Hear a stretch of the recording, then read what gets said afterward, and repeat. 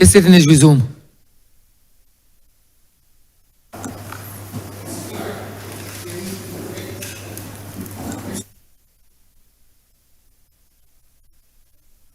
I'm in receipt of a message from Her Excellency, the President, the Honourable, the House of Assembly.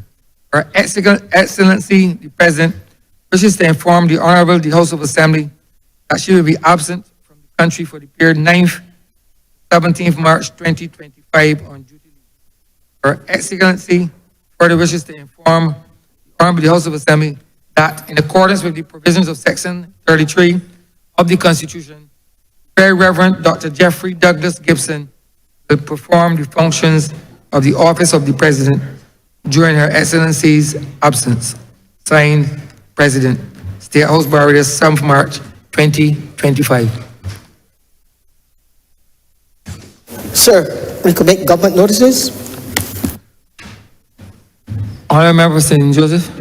Speaker, I beg to give notice of a resolution to approve in accordance with Section 5 of the Crown Lands Vesting and Disposal Act Cap 225, the vesting in the African Export-Import Bank of a parcel of land situated at Gemmett's Lane in the parish of St. Michael in this island, the site of the old Barbados General Hospital, for the construction of the African Export-Import Bank, African Bank, African Trade Center.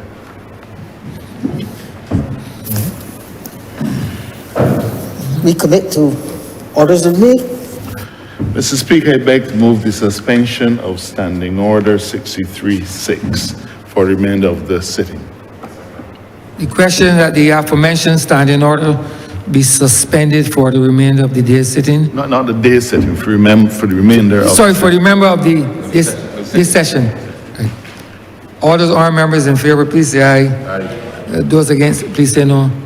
We think the ayes have it. The aforementioned standing order is hereby suspended for the remainder of the session in relation to the budgetary proposals.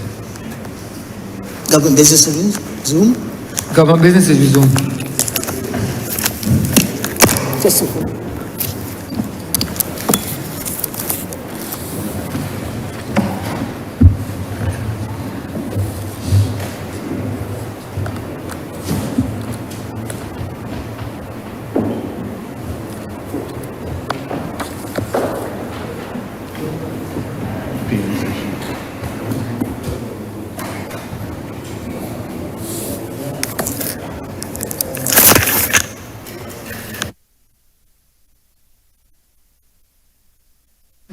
Again.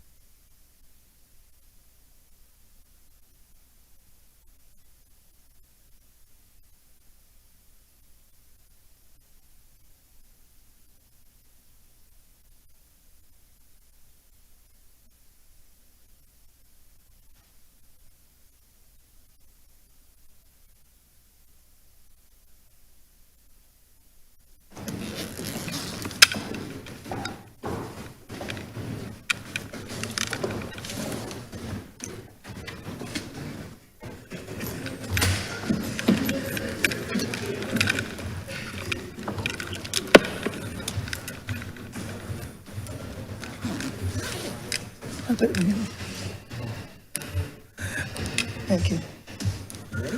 Yes, please.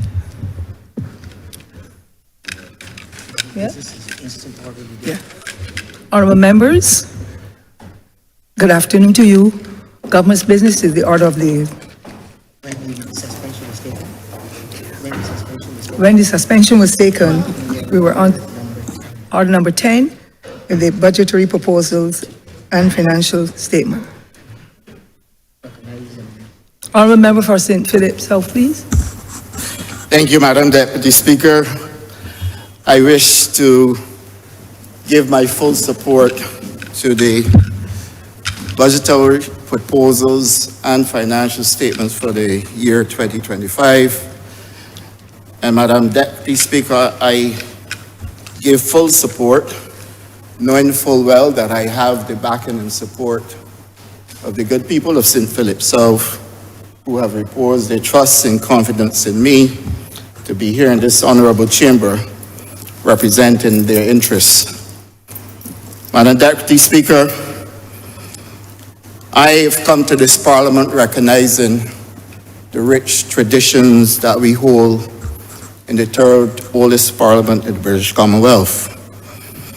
And I say so, Madam Deputy Speaker, against the backdrop of what I deem to have been a complete and utter abuse of parliamentary privilege, subjecting us and this country to an election campaign on behalf of the Democratic Labour Party by the Honourable Leader of the Opposition. And I say Honourable Leader of the Opposition rather than Honourable Member for Christchurch South, because throughout his whole presentation, he did not associate himself with the good people of Christchurch South, and therefore I cannot impose the honour of representing Christchurch South on him. But I certainly, as Leader of Opposition, I would respect his role. Madam Deputy Speaker, throughout his presentation, there was one theme: show me a democracy and I show you a tyranny in the making. And for me, Madam Deputy Speaker, I have seen the full behavior of a dictator, showing exactly what the posture of tyranny looks like when one can impose themselves on a parliament in a manner in which it was done, not for the sharing or indeed informing people of what could have been what I consider a budget that is worthy of good, high, rich parliamentary debate. Instead, we were treated to an exchange of repetition, repeating oneself ministry by ministry, head by head, throughout over 9 hours that could have been easily reduced to 1.5, 2 hours, Madam Deputy Speaker. And that is where, Madam Deputy Speaker, I depart from the type of behavior that has visited itself on this Parliament since we have had the crossing of the floor to form a space in this honourable chamber in the name of the opposition Democratic Labour Party. Madam Deputy Speaker, charges were laid and I intend to defend my ministry as I've done in previous debates, but equally because I believe that the people of Barbados are being led to believe in the voice of deception that this country is somewhere along the same path that we have had it being treated to between the period 2008 and 2018. And I wish, Madam Deputy Speaker, to let all and sundry know that whilst this Barbados Labour Party administration will subject itself to critique, and that every honourable member in this chamber should be able to withstand criticism and answer questions, as I do commit myself, Madam Deputy Speaker, I believe that we cannot be led to believe that there's an alternative in the Democratic Labour Party. And I say so mindful, Madam Deputy Speaker, of some of the charges that were laid against this government, particularly against my ministry, that had their genesis within the last Democratic Labour Party administration. Case in point, predial larceny. We have had challenges with predial larceny in Barbados. I brought legislation to this honourable chamber to address the concerns of farmers, and in the well of Parliament through the Attorney General, the Honourable Attorney General, I raised questions that were responded to by the Commissioner of Police. Questions that the stakeholders, the farmers of Barbados, obviously would have placed at my disposal, and I, being duty-bound, had every right to ask. I've been accused of questioning the the Commissioner of Police, when in truth and in fact, My line of questioning started with the Attorney General. Madam Deputy Speaker, I am glad that I raised the issue of predial larceny. We have, in the midst of the Democratic Labour Party, an opposition spokesperson on agriculture. And Madam Deputy Speaker, as I speak, the police is waiting to question this opposition spokesperson on agriculture on a matter of predial larceny at Spencer's in St. Philip. I am honored to be part of this chamber to have raised questions about predial larceny, not knowing, Madam Deputy Speaker, that the very person that has accused me of breaching the laws governing the role of the Commissioner of Police would have the one person that he has chosen to speak on agriculture in this country having to respond to an alleged crop theft of sweet potatoes at Spencer's in St. Philip through a subject to whom she has a partnership or is in an alleged partnership in farming at Spencer's. And so I've said that and I've placed that on the table, Madam Deputy Speaker, for us to understand where we were between 2008 and 2018 and telling us about corruption and the withholding of information, corruption and being party to decisions. Madam Deputy Speaker, if you are the spokesperson on agriculture expecting to run in a constituency in this country, and your name is associated through a partnership with someone at Spencer's with predial larceny, and you now have to give the police an explanation, then I want all of Barbados to realize that we will not be in a good place if they were to consider the Democratic Labour Party as a suitable option for government in this country.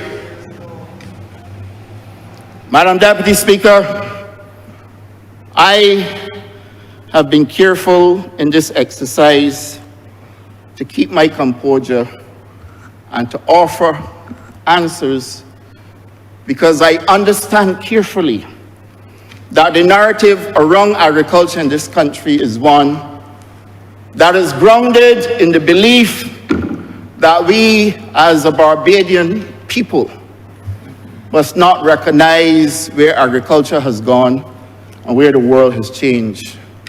Holland is one of the third largest producers of food in the world. Holland does not depend on open field agriculture to feed the world, Madam Deputy Speaker.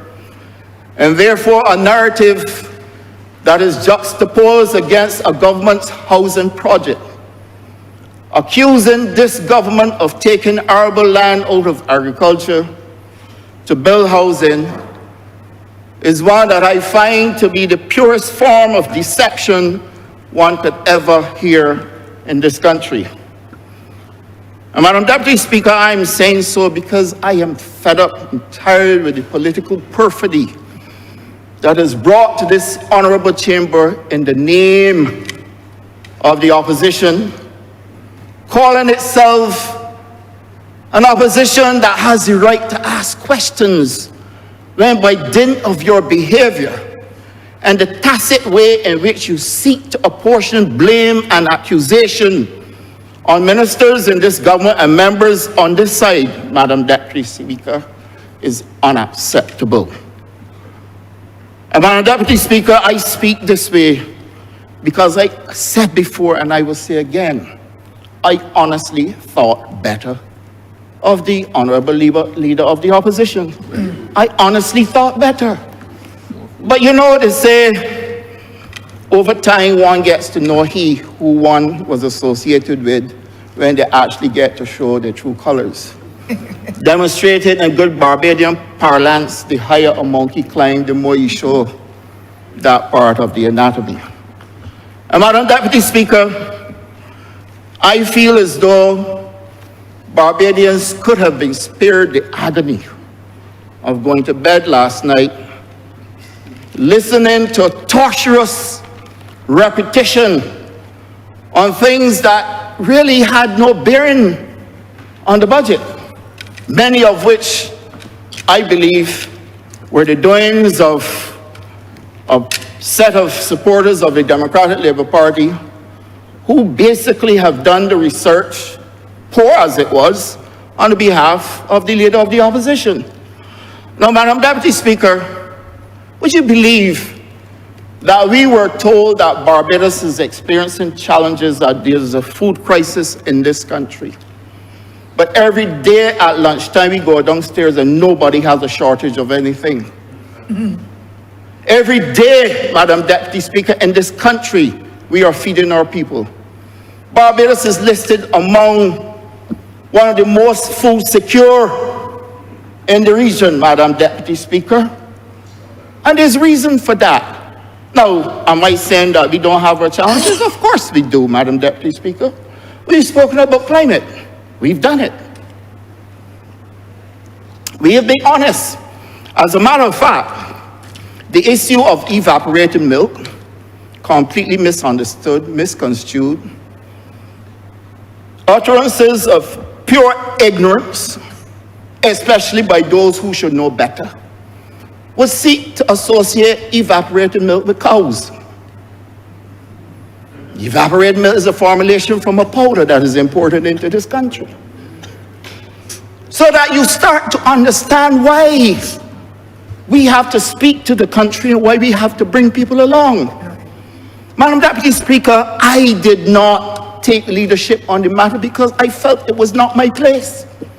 Because the moment that I start to speak to the issue, after having addressed it here, after having addressed it with the press, that the next step would be for the stakeholders to address the country. And I picked up the phone, Madam Deputy Speaker, and I called the stakeholders at the Pine Hill Dairy. I called the stakeholders at the Beef and Dairy Farmers Association, and indeed, the Barbados Agricultural Society. And I said, you all cannot let this matter hanging, because it is not a political matter. It is one for you, the private sector, to address. And they came to the public and explained the challenges we were having with milk and explained the challenges with evaporated milk. Now, I would hope that the leader of the opposition and his cohorts will never again associate evaporated milk with cows. Madam Deputy Speaker, whole milk and 2% milk has returned to the shelves.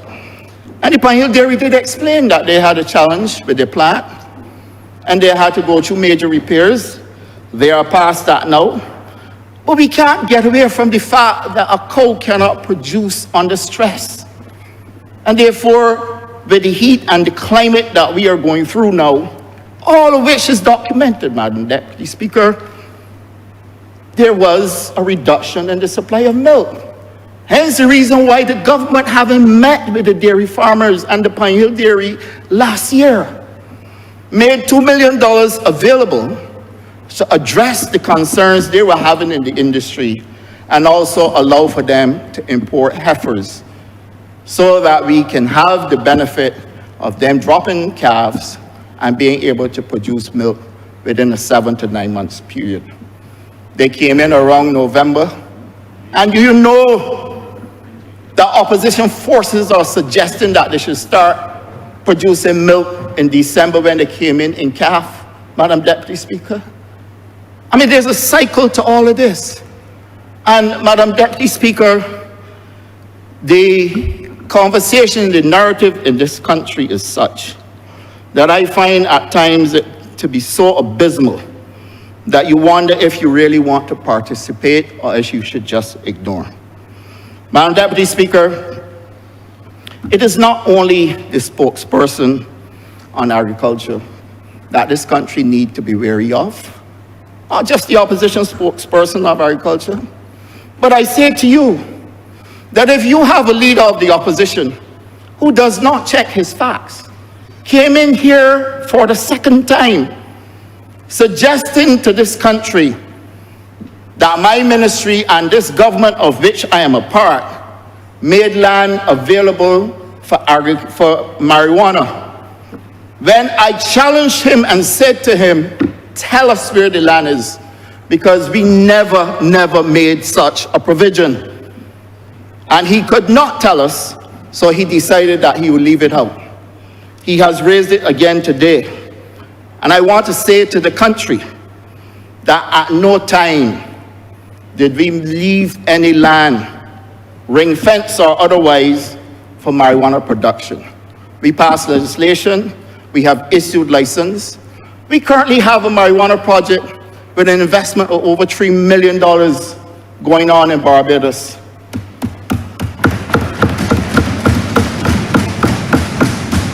We are now waiting for another project to start, Madam Deputy Speaker, where there will be a spa, where people can go for treatment, similar to what exists in Jamaica. And therefore, Madam Deputy Speaker, those investments are going to take us well over $10 million when we are finished with the work that is going on. Now, is this something that I need to come with something as sensitive as marijuana, to rush all over the country, boasting and showing off, when in actual fact the work is taking place? And what have I said? I've been brutally honest with the country. Because of the banking restrictions, the industry had its challenges. And that will continue to be the case until the banks have liberalized.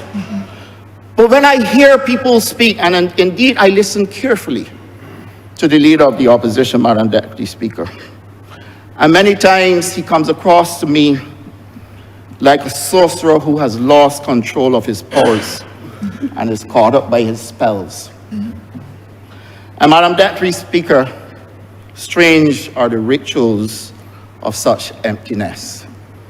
I am indeed appalled that we can speak to the use of technology in agriculture in this very budget, where the Honourable Member for Christchurch East Central made it abundantly clear that we cannot continue to manage the climate crisis using open field agriculture as the way forward, when in actual fact, we are also having challenges with livestock.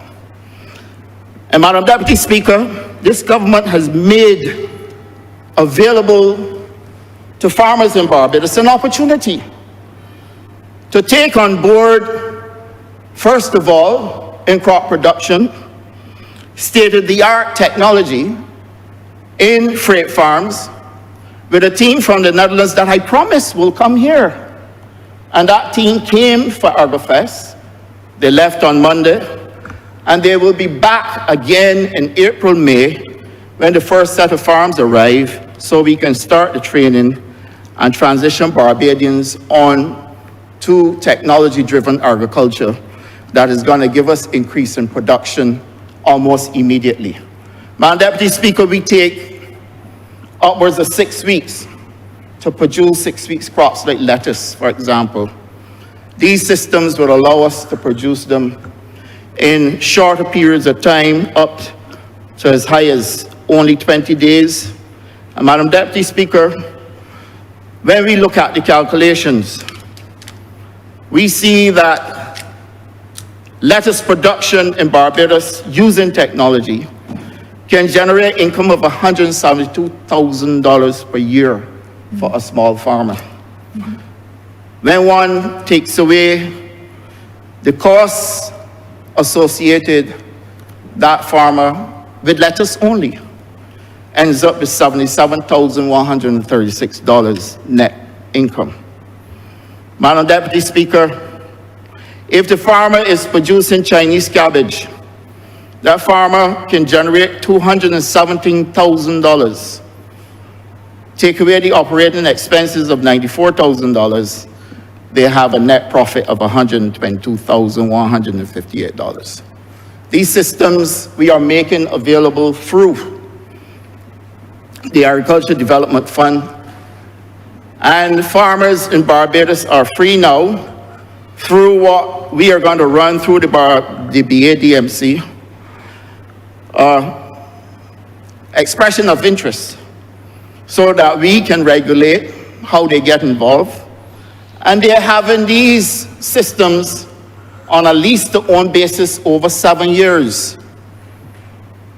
Therefore, the burden of payback, which, by the way, Madam Deputy Speaker, in its true sense is somewhere between 2 and 3 years, but we're giving them additional time so that they continue to earn, whilst we are giving them a chance to settle down with the technology. Now, Madam Deputy Speaker, we spoke about poultry. It is known that in 2023 and last year, the industry had its challenges. Whilst it was projected to have growth in excess of 5% because of the challenges we had in October, that growth was stymied to 3%. Madam Deputy Speaker, we cannot continue like this. So this argument about arable land has no place in a 21st century construct, closing the third decade of the 21st century, where we now have to speak to technology in agriculture in order for us to give people a fighting chance to survive the climate crisis, whilst at the same time earn. So that the question was raised about land at Coverley. Coverley, Madam Deputy Speaker, was a plantation that was given to the developers, 100 acres of land under the Democratic Labour Party administration at $1. Do the calculation, Madam Deputy Speaker. Plantation land, good arable land, 100 acres given to the developers for 199 years at $1. Madam Deputy Speaker, you went on to speak about Vineyard. Vineyard has a development that was approved under the last administration in 2013.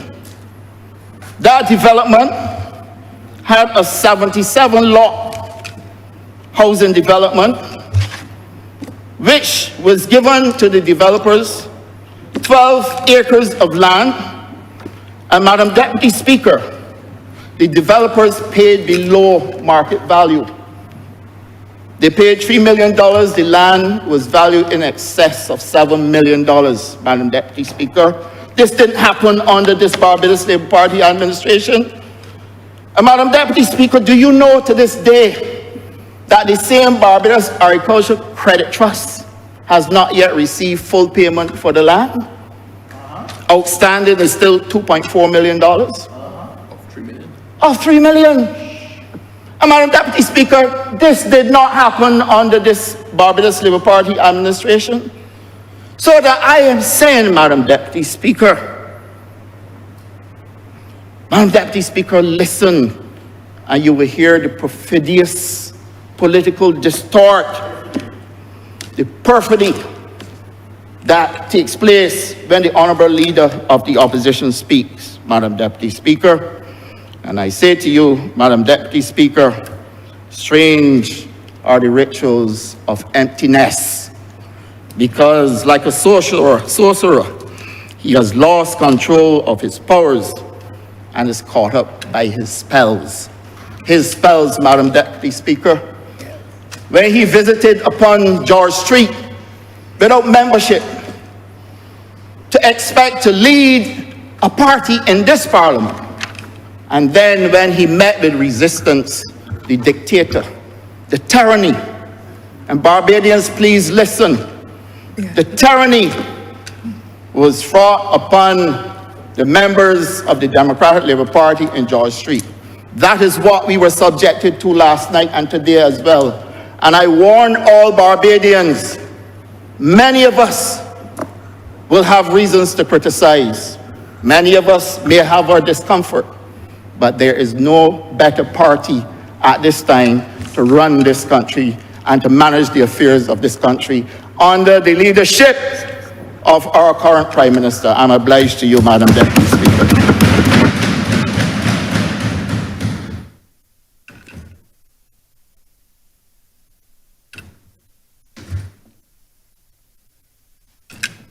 All right, now, I'll let Marshall go ahead.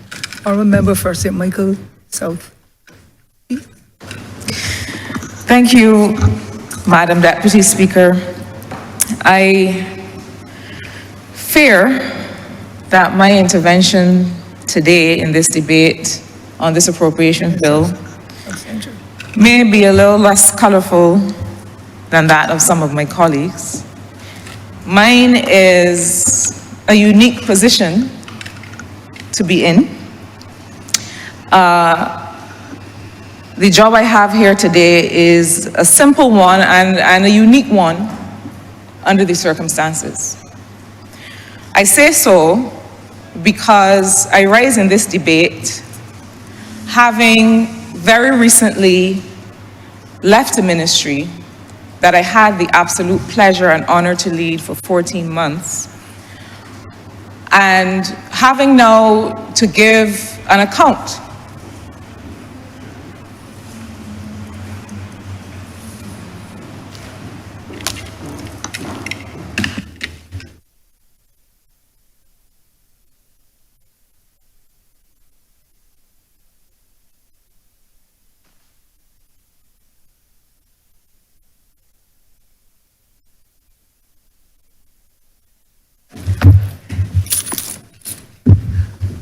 Honourable Member for St. Michael South Central. Thank you, sir. I hope we reset to 0 on the clock. How much minutes you had, ma'am? I was in the process of saying, sir, that I am in a unique position as I rise to take part in this debate. Since I recently left a ministry that it was, in fact, my absolute pleasure and honor to lead for 14 months, and now having to give an account of the time that I spent there. And so I fear that my remarks this afternoon may not be as politically charged, may perhaps be a bit more clinical, because I do take seriously my responsibility to have to account to the people of Barbados through this Parliament for the work that we've been able to achieve. But before I begin in that regard, I do have to make a small reference to the concern that the Honourable Member for Christchurch South seems to be reflecting for me, having shown such anguish at the fact that I walked away and all the political pundits are saying, which I didn't hear myself. I heard a completely different set of feedback. I thank them for the feedback that I did hear, which pointed to what they still consider to be my bright political future, as do I. But he made reference to the notion that they were saying that I would find it difficult to win my seat. Sir, at least I know where I am running. And so the Honourable Member may wish to concern himself with that on his own behalf. But I also say to him, especially based on whom he has declared would be running against me, send who you are sending. Send whom you are sending. You know, in the run charts that we use in economics, they say that 2 data points don't make a trend. You need to have 5 data points. I have time. I have time to make 5 data points in this matter. Because while 2018 and 2022 as the 2 data points don't necessarily make a trend, and I'm not smug in these things. I believe in working hard on the ground for the people of St. Michael South Central and letting them make the decision. But if those 2 data points are any record, I would ask the Honourable Member to be less concerned about my political future and be more concerned about his own and where he might be running or where the people will have him. But sir, I want to come importantly to the question of what has been going on, what has been done in the Ministry of Industry, Innovation, Science and Technology, as reflected in this appropriation bill, in these estimates, and indeed in the budgetary statement, budgetary proposals and financial statement made by the Honourable Member for Christchurch East Central. Sir, my father, when I came to political service and I had to face an early nomination against somebody who had represented the party in 5 elections, my father said to me one day, "Boy, you don't do nothing easy." He seemed to be suggesting that I tend to choose the hardest battles to fight. Well, there's also an expression that says, the strongest soldiers get the hardest fight, and so I don't shy away from the battles. But I say that to refer to what met me when I came to the Ministry of Technology, and forgive me if I spend a bit more time on technology, because it is what people are concerned about, asking about, and it is one where we can establish a credible record even over the last 14 months. Immediately, we had to deal with a cybersecurity breach. It was one that rightly concerned Barbadians, and I will be as transparent as I can in a sector, sir, that is a matter of national security. And I have to say to those in the public domain who keep calling for detailed information under the guise that it is a public interest matter, but really for their own information and for their own sense of ego, I dare say. And I'm not talking about Barbadians. I'm talking about those who might consider themselves experts in a field and insist that because they do not have inside information on a national security matter, that they stand indignant. They must know. The government must come to them and tell them personally what it is doing. Sir, I believe that it is the stance of the government, it was certainly my stance over the last 14 months, that as much information as can be shared with the people of Barbados will and must be shared. But to the extent that some of this information will put the government in a position of further and greater vulnerability, it cannot be shared. It is akin to being in a physical war with another nation and telling them where your warships are located or where you do and do not have soldiers stationed. You do not do it.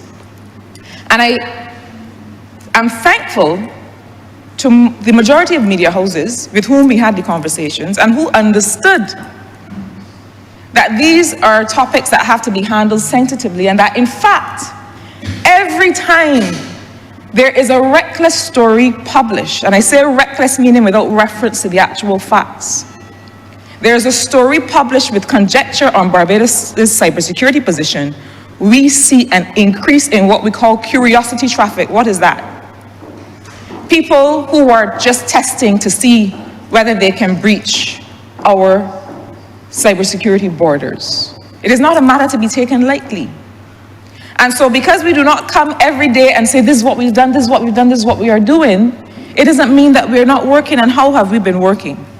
The member for Christchurch East Central came to this honourable place to to present a supplementary recently, relative to this current financial year that we are in. And part of those resources are meant to engage in what we call a hardening of some of the critical infrastructure agencies of government, and some of the ones that were equally involved in some of the breaches. Critical infrastructure agencies are the ones that we know we need in order to function. And forgive me if I do not go now through a list of those critical infrastructure agencies, because equally, when we stand and declare our hand fully in these matters of security, those who mean us harm will target us. And so we have a list of 19 critical infrastructure agencies, that is as far as I will go, that's to say, and began the work to deploy experts, globally recognized experts, including local companies. And this is to put paid to the notion that this government does not respect or have faith in local expertise, whom we engage all the time. But it is important to make sure that the people that we bring to do work with our critical infrastructure, critical digital infrastructure, have a reputation in the field. And I am adamant on that. This is a matter with which I will not play on behalf of the people of Barbados. That we not expose our critical infrastructure to agencies, elements, people who are not sufficiently experienced in the matters that we are addressing. And so quite a bit of the resources in that supplementary had to do with the work of hardening, making sure that we have endpoint protection, making sure that some of the basic things are in place, making sure we do things like code reviews, making sure that we don't have any gaps in the code that has been written in custom applications. And forgive me for being a little bit technical, but I feel as if we have to give the assurance that we are covering the bases that we need to cover. So that is the work that has already begun. I have to make reference quickly, sir, to another important area of work. People think that cybersecurity is only about data. It is not. It is also about infrastructure security, the servers, the systems that keep our information. And I will be transparent with the people of Barbados. We found a situation, I certainly found a situation, where the country's data center was not fit for purpose. It is the reason that we had the outage of email and services that floored this government and this country some months ago. And I was insistent that we not go forward without an emergency solution. And so some of those resources are also going to be dedicated to completely re-equipping government's current data center that stores over 90% of government's data and hosts the majority of its services, to get rid of what was there not functioning properly and putting us at risk, and replace it with a brand new data center. So those resources are reflected in that supplementary. But sir, I want to come quickly to some of what we see in these estimates that we've just debated. Sir, the first year that Barbados had a cybersecurity vote was the financial year 2024 to 2025. That was just around the order of 5 million, and most of it was not expended. For financial year 2025 to 2026, the cybersecurity vote is 12.5% of MIS's overall budget, approximately $9.4 million, almost double what was allocated in the previous year. The reason for that, sir, is that this notion that IT is cybersecurity, and it's no disrespect to IT officers who have a role, play a role, do important work, but the work of cybersecurity calls for people, not just people who write articles and who have read books, people who can put fingers on keyboards and help protect our borders. And so, with the help of the Barbados Defense Force, we have established a Security Operations Center, a SOC, as well as a Cybersecurity Incident Response Team. Sir, when those two breaches happened last year, the Cybersecurity Incident Response Team was a group of people that I called with the support of the First Minister of MIST, who had made some very important connections to people in the sector, and asked them to come and form a CERT urgently. There was no official infrastructure for doing so. And so what we did over December and January is to establish, and I thank Brigadier Lovell, the Chief of Staff of the Defense Force, who has been unwavering and unrelenting in his support. And sir, I beg your indulgence, please, to also mention some of these other gentlemen and lady. Thank you. I will not use their official designation, but I will call their names. Neil Matthews, head of cyber at BDF. George Thomas, David Gittins, Jason Kinch, Jason Downey, Carl Brandt, and Ramel Edwards at Barbados Port Inc., Glenn White, Gail Morgan, and I have to mention a public officer who has just been on the ground, up at night, 3 in the morning, Mr. Ted Reed from the ministry, along with Mr. Brett Harvey Reed, who's a private service provider. Sir, I hope I'm not forgetting anyone, but this group of people have committed themselves to setting up a national cybersecurity unit for the government and people of Barbados, under which the SOC, the Security Operations Center, which deals with surveillance, looking for, doing threat intelligence, looking out there to see who might be coming. That's what the SOC will do, surveillance. The CERT is incident response team. When there's a breach, we mobilize, we mop up, we make sure that we minimize harm, and we secure the situation. This is all work that we have already established. But there's something else that I want to make very clear.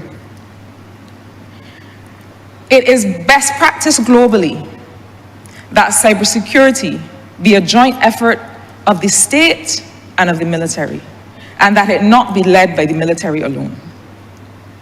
I believe that those officers with whom I've just called and with whom we've worked over the last few months agree with that posture. But it is important because so much of what we have to do needs to be done in a civilian context. I'll give an example, sir. The biggest risk with respect to cybersecurity is me sending the member for Christchurch East a link and him not realizing that it is something harmful to his device and clicking on it. We send around these things all the time. You're in my line of sight. We send around these things all the time. But the truth is that the biggest vulnerabilities are all of us. When it comes to our finances, when it comes to our financial institutions, when it comes to sitting at our desk at work. And so what you'll also see in these estimates is a national campaign to let people understand what cyber hygiene means and what it looks like. But sir, I quickly want to come to the other primarily technology efforts that we have made, and why am I taking the time to go through this? Sir, Zora Neale Hurston is an American writer, one of my favorites. She wrote Their Eyes Were Watching God and some short stories.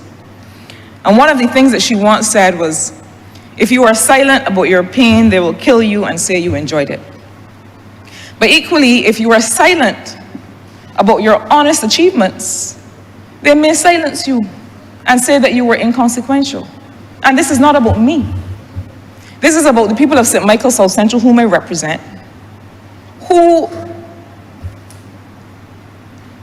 have had a sense of pride in the work that I've done in the ministry, but moreover, continue, as they showed me over the past few weeks, to have a sense of pride and ownership and confidence in their member of parliament, and for which I thank them, because they have made it clear that their support in this moment, a brief political moment, sir, people tend to take these things a bit too seriously, but that their support in this moment is unrelenting, and for that I thank them. So I want to come quickly to some of the other things that we've been hearing about, including in this budget, this financial statement. So you've heard about a data center. This was announced last year. And it can sometimes be difficult to explain that there are data centers and there are data centers. We have a data center now. The guys at the ministry call it the bunker. It's where all the servers are, hosts everything. The data centers of the future, if Barbados is really to make data and technology an industry, which is why industry is the first word in the name of this ministry, because it can be industry as usual. The data centers of the future are really about putting Barbados in a position to make use of artificial intelligence to drive industry. And I won't tell you that we will be originating large language models. That's not where we sit on the value chain. Let's be honest with ourselves. But we are in a position to empower our young technologists, young data scientists, young data analysts, or those that are not so young, to be able to build products and services using the computing power that we give them to analyze data using AI models that they put on top of it. It may be somebody else's model, it will be somebody else's model. But the point is to find our place on that value chain. And the point of the data center, it is not about storage, sir. It is about distributing compute to those young people who are right now at UE or wherever they may be, right now already working in the field, who now have a new opportunity to build products and services and make money on their own steam. That's what the data center is about.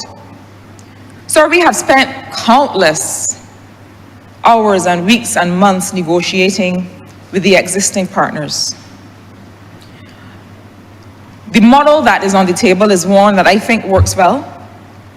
The government will decide to what extent it goes forward, but it has to, importantly, look at what are the energy requirements.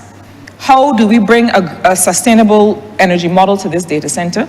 Because let us be real, the energy requirements are great. And how do we get practical about the requirement? So you've also heard a lot of talk about this business of an e-services platform, which is language that I don't even like because you hardly know what it means. What we mean are digital services. Sir, we have engaged to work alongside Barbadian developers, a team that worked on gov.uk. Gov.uk, you go, every possible service that you want from the government in the UK is there. Gov.bb must transition to that.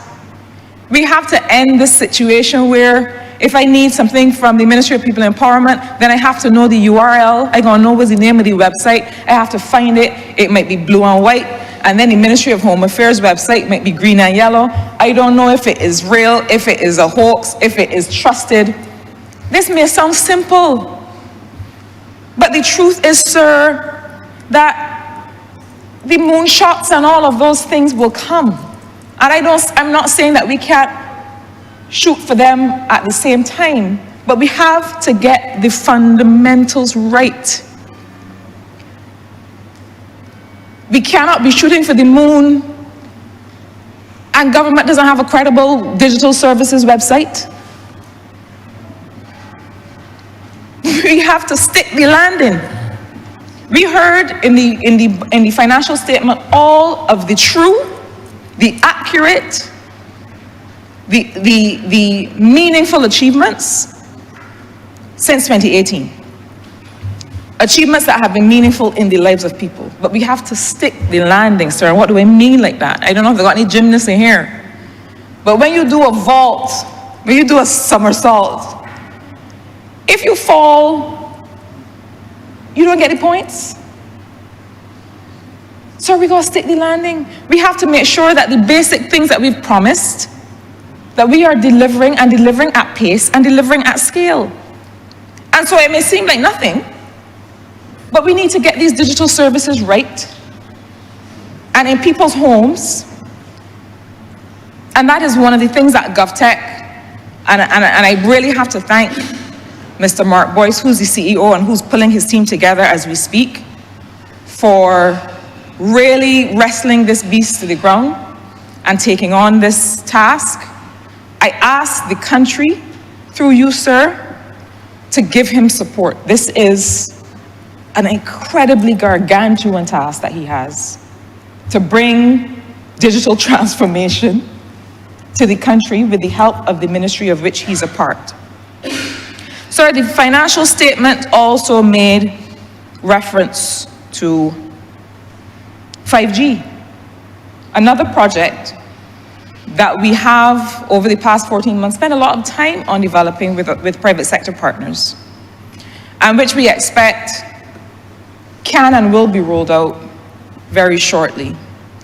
But sir, 5G is not the only option for the kind of power that we need for the data center. If we are going into the future with technology, we have to have reliable networks. And the truth is that the 5G capacity is probably more important in the places where we expect that we have to do a lot of heavy lifting in technology. So that if we establish a technology park where we bring companies in that have high computing requirements, 5G is important there. I am not deaf to the cries, and the partners in the telecommunications sector have not been deaf to the cries, that again, we got to stick the landing. So while we're going for the data center and the AI, we want service in the dead spots. And I have their assurance that they have been working on that. Sir, I have to similarly speak to the question of the digital ID. When I came to service in this ministry in January of 2024, I delivered a ministerial statement as a matter of conscience, but also as a matter of policy, supported by the Honourable Member for St. Joseph, the Honourable Attorney General, and by the Honourable Member for St. Michael North East, the Honourable Prime Minister.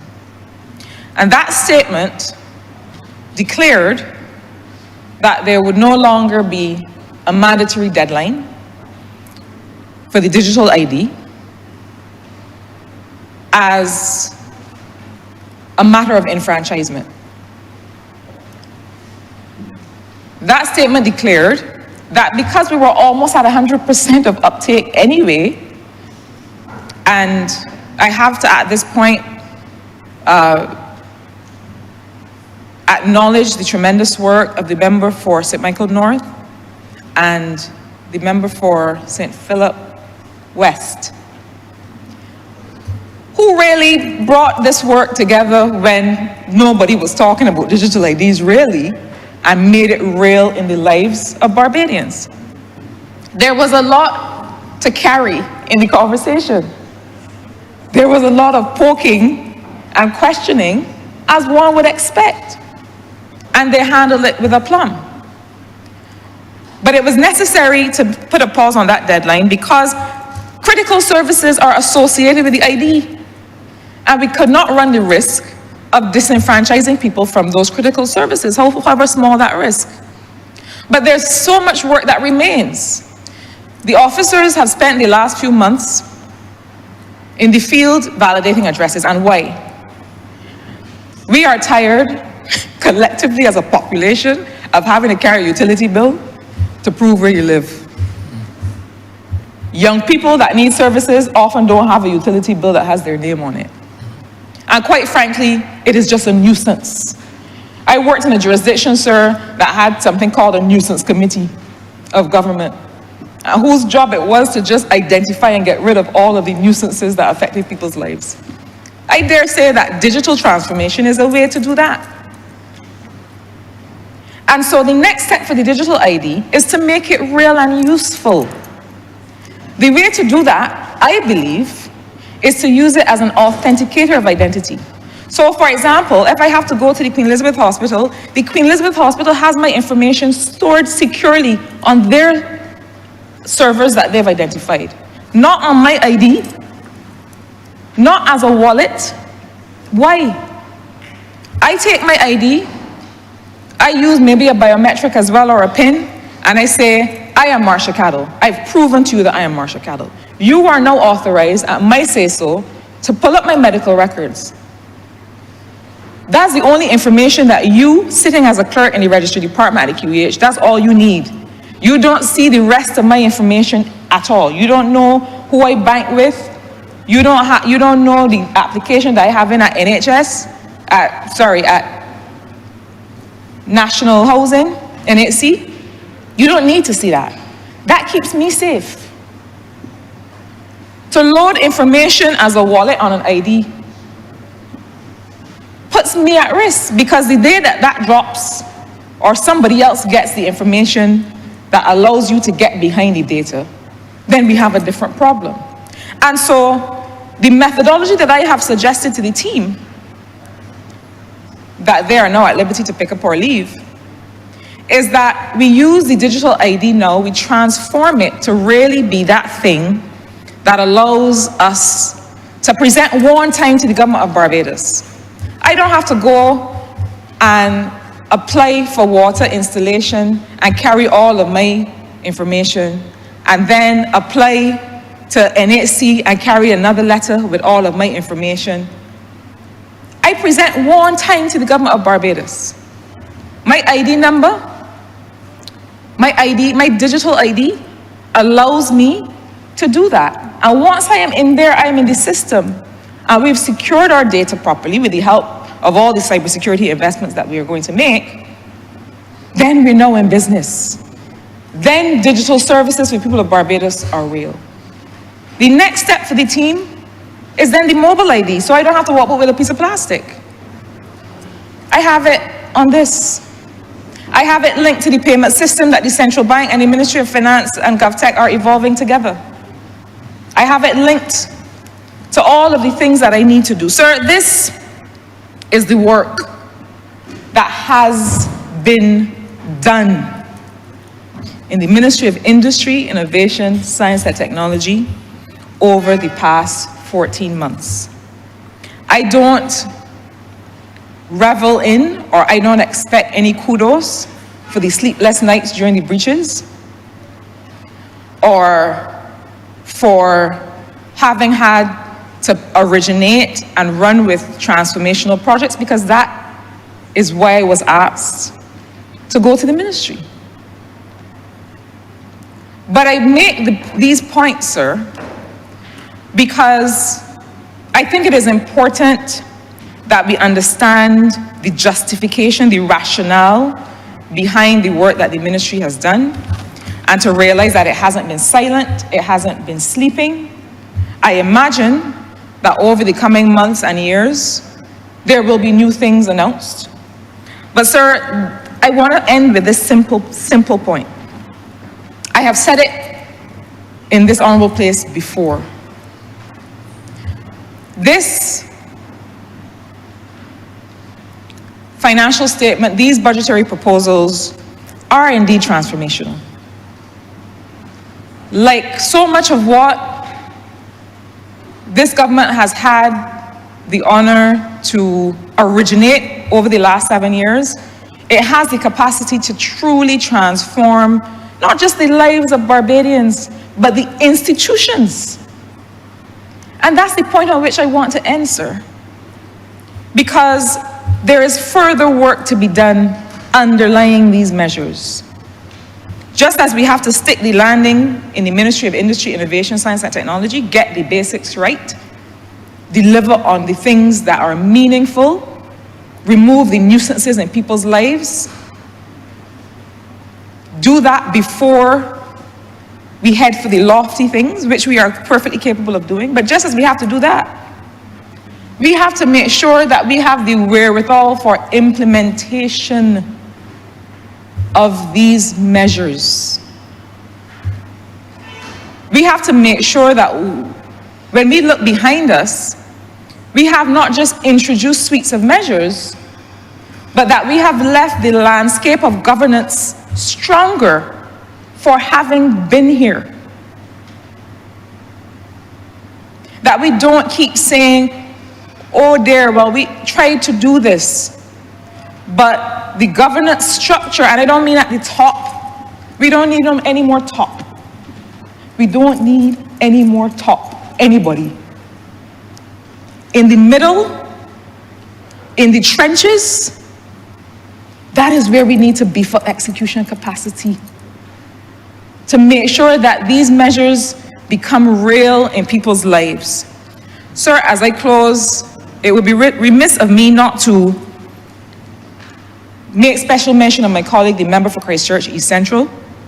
When he began in his delivery, he talked about a particular evening where nobody had been sworn in, but he and I were whisked off to a place to start conversations, well, not even start, continue conversations about how we would do the work of stabilizing the patient and getting this economy in shape. It has been my absolute pleasure, my absolute honor to work alongside him. It has been, he's older than me, so I don't want to say that I have a sense of pride. He's older than me, remember that. But I have had such a sense of pride in watching him deliver this budget, in working alongside him, in watching him evolve. As an economist, I used to tease him that he was a macroeconomist and I'm a development economist, and I had to tell him certain things about how people live. Watching him evolve as a development public policy economist. He was always good with the other stuff, but I think he's gotten better with some new stuff.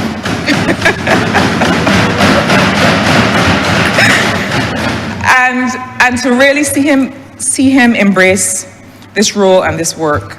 It has been my honor to work with you, through you, sir, with you, honorable member. And this budget, this financial statement has been well delivered. I congratulate you. And I encourage us all to make sure that we continue the fine work, to stick the landing, to make this implementation and execution real in people's lives. With that, sir, I'm obliged to you.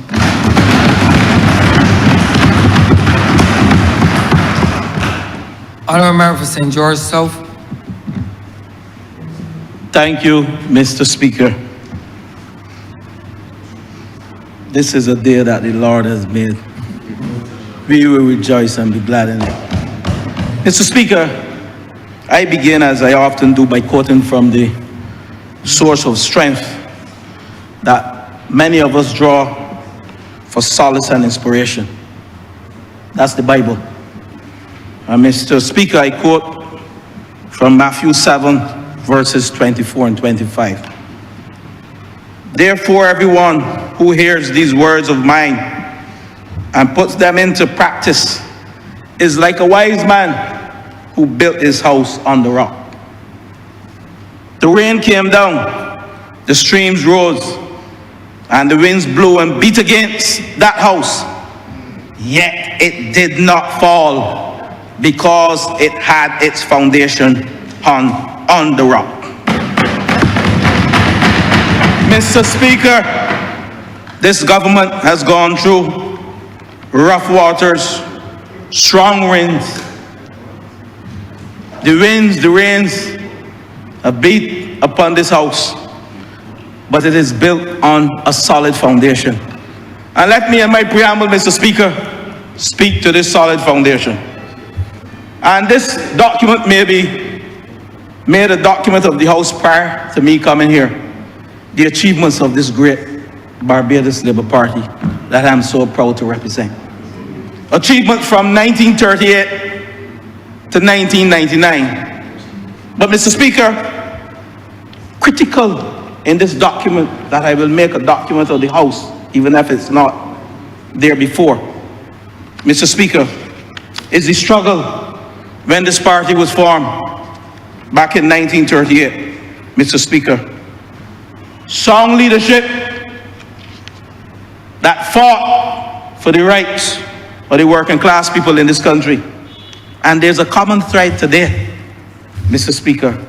And then in 1941, those two great men, Sir Hugh Springer and Sir Grantley, out came the Barbados Workers' Union. Again, they fought for the working class people in this country. And I wish to reference a few things that are common in these budgetary proposals. And I speak to the solid foundation, member for St. Thomas. I speak to the introduction of holidays with pay for workers. I speak to the establishment of the Tourism Board to promote tourism and diversify the economy around sugar. Diversify the economy around sugar. I speak to the promotion of family and birth control. I speak to the construction of the first public housing units in St. Michael, Christchurch, and St. Philip. I speak further to the enactment of the Protection of Wages Act, Mr. Speaker, and you heard the member for St. Peter today. And I speak to the provision of housing loans for public officers. Mr. Speaker, I don't want to forget the work done to establish the organization of the police force, the improvement of the shock assistance, the conditions, the increase of old age pensions, jobs for Barbadians in the USA. Mr. Speaker, this is the foundation on which I speak about when I quote Matthew 7:24 and 25. Mr. Speaker, this government from 1938 has done tremendous work on behalf not only of the working class people in this country, but I picked the working class people because the honourable member for Christchurch South came to this chamber some weeks ago and he said to myself and my very good friend Batman and Robin that this government is taking up agricultural lands and building houses for poor people. Oh my God. The foundation on which we have built this solid grounding was looking out for the interests of poor people. And how dare him, who signed a covenant of hope in 2016 and a manifesto, his signature was next to mine. And in 2018, where we promulgated, not only articulated, but we executed when we came to office. And I'm so proud, Mr. Speaker, to see that our foreign reserves has reached 31 weeks of cover.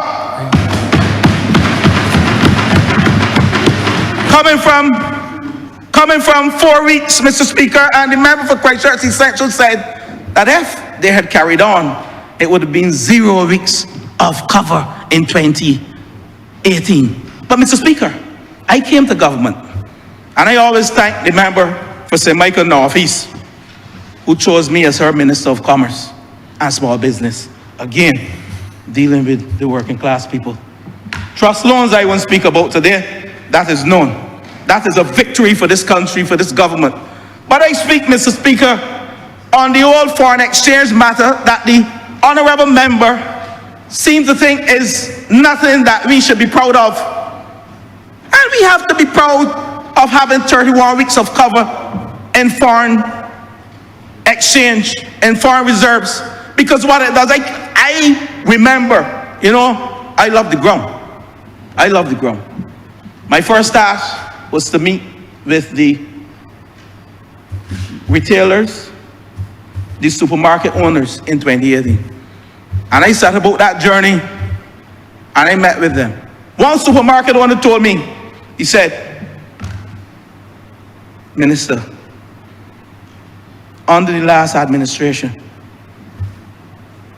we could not get foreign exchange to buy goods in this country. I will repeat that. He said we could not get foreign exchange through the central bank to buy goods to bring into this country. A supermarket owner, a prominent one in this country. And if you speak to the member for St. Michael West, who sits behind me, my good friend, he will tell you what he went through in those perilous days. And the honourable member for I don't know, I don't want to disrespect him, Mr. Speaker. The honourable member for Christchurch South, I don't know for how long he'll be there. But he's coming into this chamber to tell us that having 31 weeks of foreign exchange cover means nothing to this country. Now, let me break that down to poor people. You will be able to go into the supermarket and get your goods. That's where we shop. Chanel, Popular, these places, Jordans. I visited every single one of them. Every single one of them. Carlton and A1, thank you. My man can't forget Carlton and A1. A good Rotarian like me, Carlton and A1. And Mr. Speaker, do not allow the honourable member for Christchurch South to water down 31 weeks of import cover that we have built. But Mr. Speaker, don't let me dwell there, because I want to put a few things to rest today. And I know this budget, the budgetary proposals were built on resilience, inclusivity, again for the working class people, and growth again for all. all sectors, including working class people. I will end off on housing, for sure, I have to. But I want to say, Mr. Speaker, I think the honourable member for St. Michael West Central said yesterday, a Virgin Atlantic plane took off sometime when the honourable member was speaking. It traveled to London and it came back, and he didn't land his plane.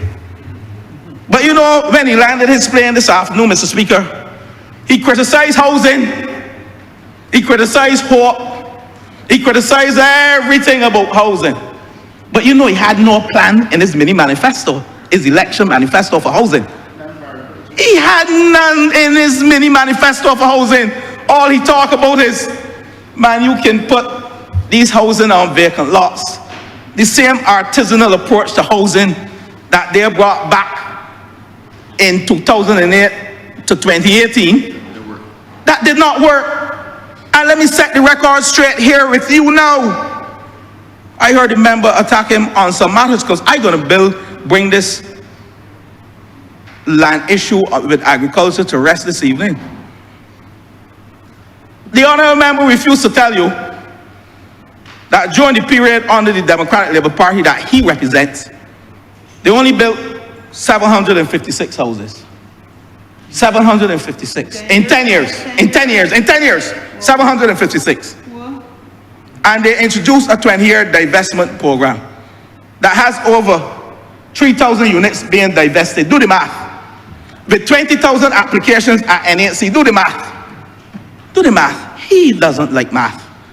Because I simply told him that the houses at Hort were built at the cost of construction, and he continued to talk about below cost. Something is wrong with his mathematics. He doesn't understand.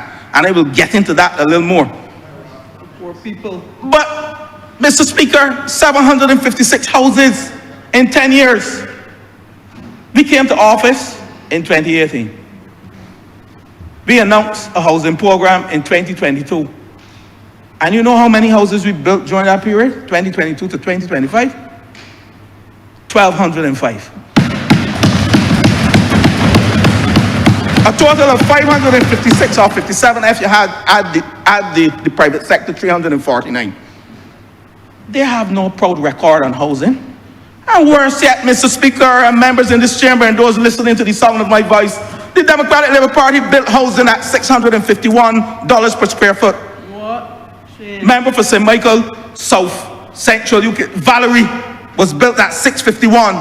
Guato, a member for St. Michael South, was built at $657. Some $27 million and $24 million of taxpayers' money. Years ago. Of taxpayers' money. But yet, he comes to this chamber talking about NHC should carry on building and not Hort. Now, Mr. Speaker, before I get into housing, let me speak about land. I can speak about land because there's no greater joy and improvement to human dignity and pride than having access to adequate shelter. No greater joy or improvement to human dignity and pride, Mr. Speaker, than having access to shelter. And Mr. Speaker, owning a home is probably one of the most fundamental asset that any individual can have in a country, anywhere in the world. And over the years, successive governments have not focused on allowing persons earning in the lower income bracket under $2,500 and some under $2,000 per month to acquire their homes. They focus on rentals. And that's the problem. Because when you divest over 3,000 units and you only build 567, all are rental units, you are not empowering or enfranchising working class people. That is the foundation we have built this party on, enfranchising and empowering working class people from the 1938s coming right through to now. That's the foundation I speak about in Matthew 7, 24, 25. Charles Morris, shouldn't call your name. But Mr. Speaker, let me put this land issue to rest this evening. I heard on the call-in program, I listen sometimes, can't spend the day listening, I have a lot of work doing, but I have people listening. And I listened to one of the moderators say that the honourable member for Christchurch South has to stop telling people that we're utilizing agricultural land for housing. Housing is a legitimate and appropriate use of land resources in this country. The land resource, a legitimate and appropriate use of land resource in this country. Mr. Speaker, the majority of housing development, both private and public, have been built on farmer plantation lands. Mr. Speaker, and I say, historically, the Barbadian settlement system is almost singularly influenced by colonial, agrarian, economic system. A colonial agrarian economy. That is what it is singularly based on within the urban corridors. When you travel through the countries back then, the Barbados settlement, you had plantations and what? Sugar factories. In the rural villages, they were all surrounded by them. And if you go from Ruby St. Philip to Westers Wanstead Gardens in St. James to Maycox Terrace in St. Lucie, they were all plantations. Mr. Speaker, the University of the West Indies was built on Westers plantation lands, Mr. Speaker. The Pine Housing Estate was built where? The largest housing estate in this country, on the Pine plantation. The member for St. Michael South grew up in the Pine. He grew up on plantation land, and look where he is now.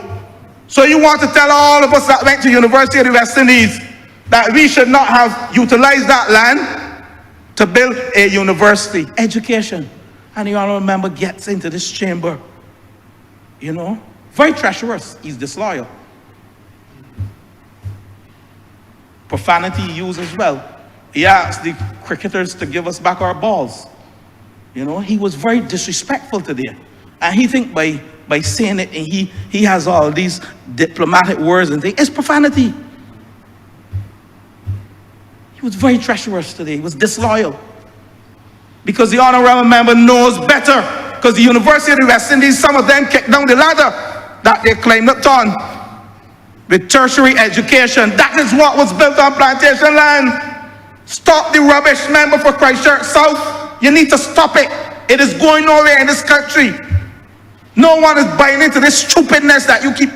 Sorry, honourable member, Mr. Speaker. Honourable, be careful the language that you're using in, Thank you, sir. in this honourable No chamber. one is buying into the folly and the disloyal, the treacherous comments that you continue to use in this chamber.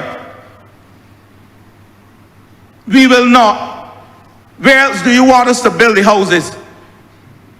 In the sky? On Mars? Where else are we going to build the houses? Then you go to the urban landscape, orient with what? The mercantile economy and the port. Mercantilism. And we have, I think the honourable member, he will speak to it.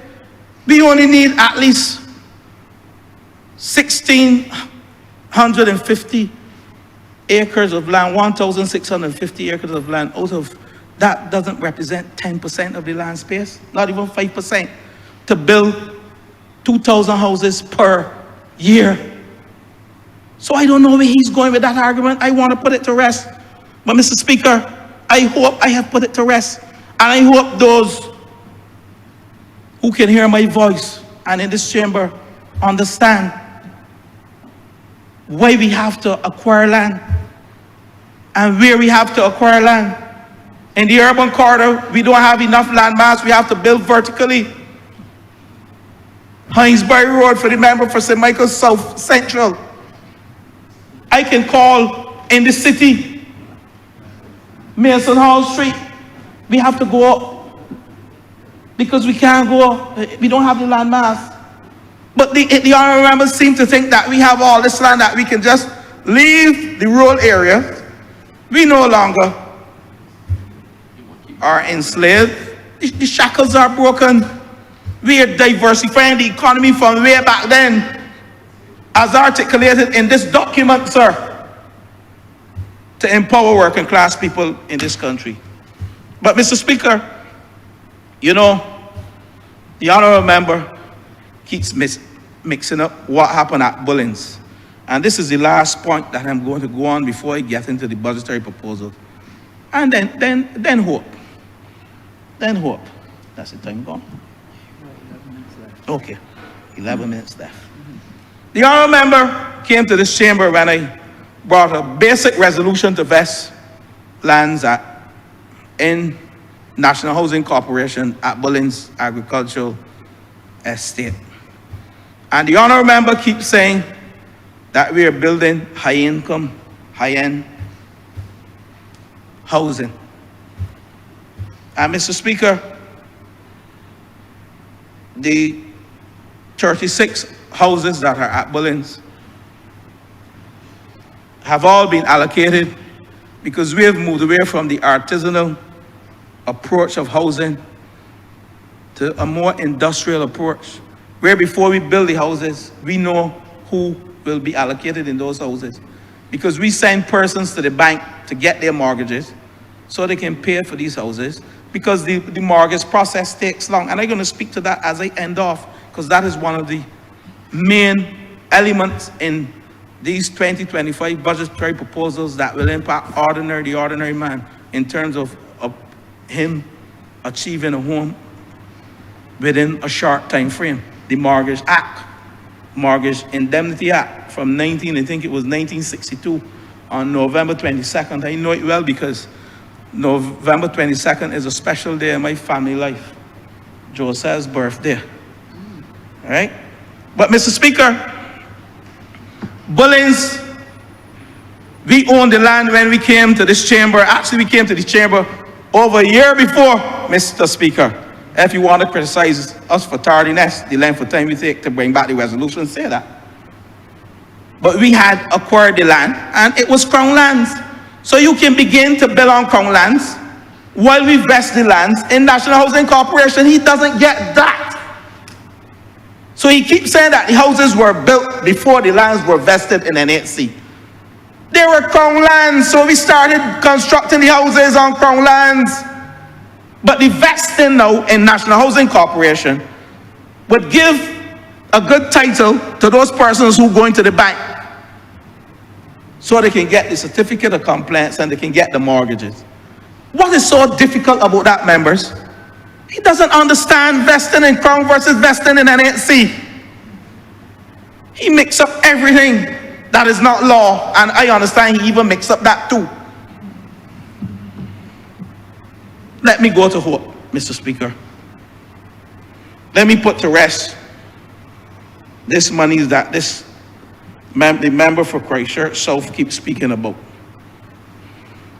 And Mr. Speaker, I am proud that this government saw it fit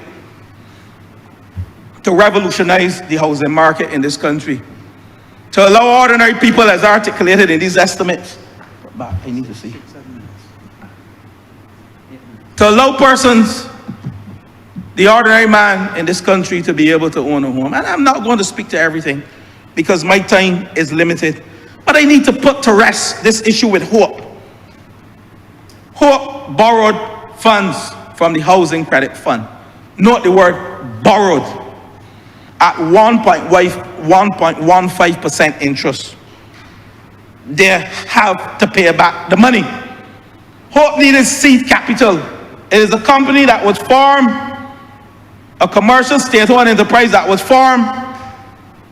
How else do you, when you start a business, you need what? Seed capital. That's why we started the trust loans for small businesses so they can go and get $4,000. Hope is a big business, building houses, many houses. So Hope needed started capital like these small businesses. So they got it from the Housing Credit Fund, $40 million one way. Amount to be paid on loan one, $36.4 million. The principal paid back on that first loan was $4 million. That was paid back already, $4 million, and it gone to the Housing Credit Fund. The honourable member for Christchurch South is not listening. He comes in here. I spent an entire day in here with the officers. I bought the chairman, whom he wanted from Hope, who sat and articulated this, and he still doesn't understand, but I don't know what to do with him. He was prepared to answer every single question. Now, the second loan was for Joe Villa houses. The contract with Guyanese company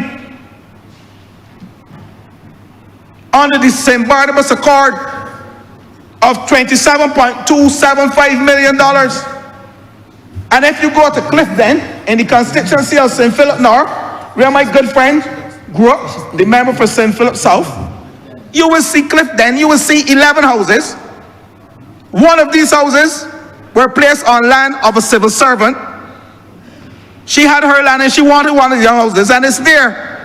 And the other 10 houses were built for homeowners. And these are working class people. Mr. Speaker, the facility has remaining in it $6.22 million for Joe Villa. All this money was not spent, Mr. Speaker. And I can give him the audited financials if he wants them. We have nothing to hide. Mistakes were made, we told him that. New management has indeed sought to revolutionize and has taken it to another level that he doesn't understand yet, the industrialized process. And at Vesper Gardens, 148 houses were built. But hear the news at Vesper Gardens. He criticizing Hope, right? 43 public servants, ranging from nurses, teachers, and policemen, are all in at Vesper Gardens. 43. 43. And 102 private sector workers in that Vesper Gardens. And the houses were sold at the cost of construction. Where else in this country can you get a house like that?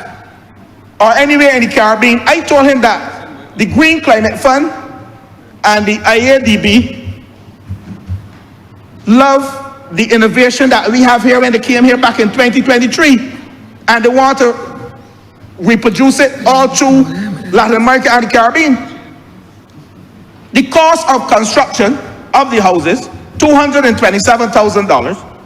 Houses that value over $340,000. Now that's equity for the homeowner. We didn't charge the homeowner for the cost of the land or the infrastructure. That will be paid for through photovoltaic. But when battery storage, when the Fair Trading Commission give us a feed-in tariff for battery storage, and we set up Hope SPV company to address the financial aspect of that.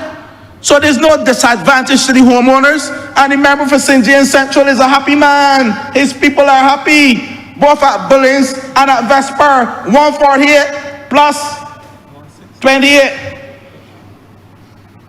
And he's counting the numbers of 160. Now, Mr. Speaker, in my last 3 minutes, I wish to move to mortgage-related measures in these budgetary proposals that speaks to housing. Mr. Speaker, the 2025 budgetary measures include several provisions aimed at increasing home ownership, number 1, improving mortgage access, number 2, and 3, providing financial release for homeowners. And I'm going to speak in layman terms because basically the tax incentive and the lower mortgage costs. The Mortgage Act first, I should let you know that the Mortgage Act empowers ICBL. ICBL charge 1.5% insurance fee on all mortgages in this country to the banks. So when you go to borrow, you know the length of time it takes. I always tell you, you got to get insurance.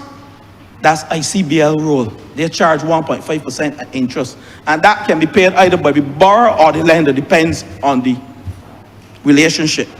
And why I went there, because in the event of a default, why this insurance is so critical, in the event of any default,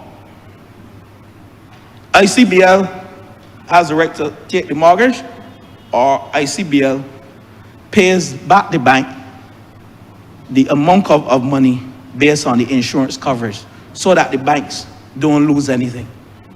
Now, what we have done here in this 2025 budgetary proposal, we have reduced the tax rates on profits or the interest that the bank makes on your money. We have reduced that interest from 12.5 to 9% for all mortgages above $250,000. And we have introduced a 4.5 tax rate on the profits or the interest, you will call it, on mortgages less than $250,000.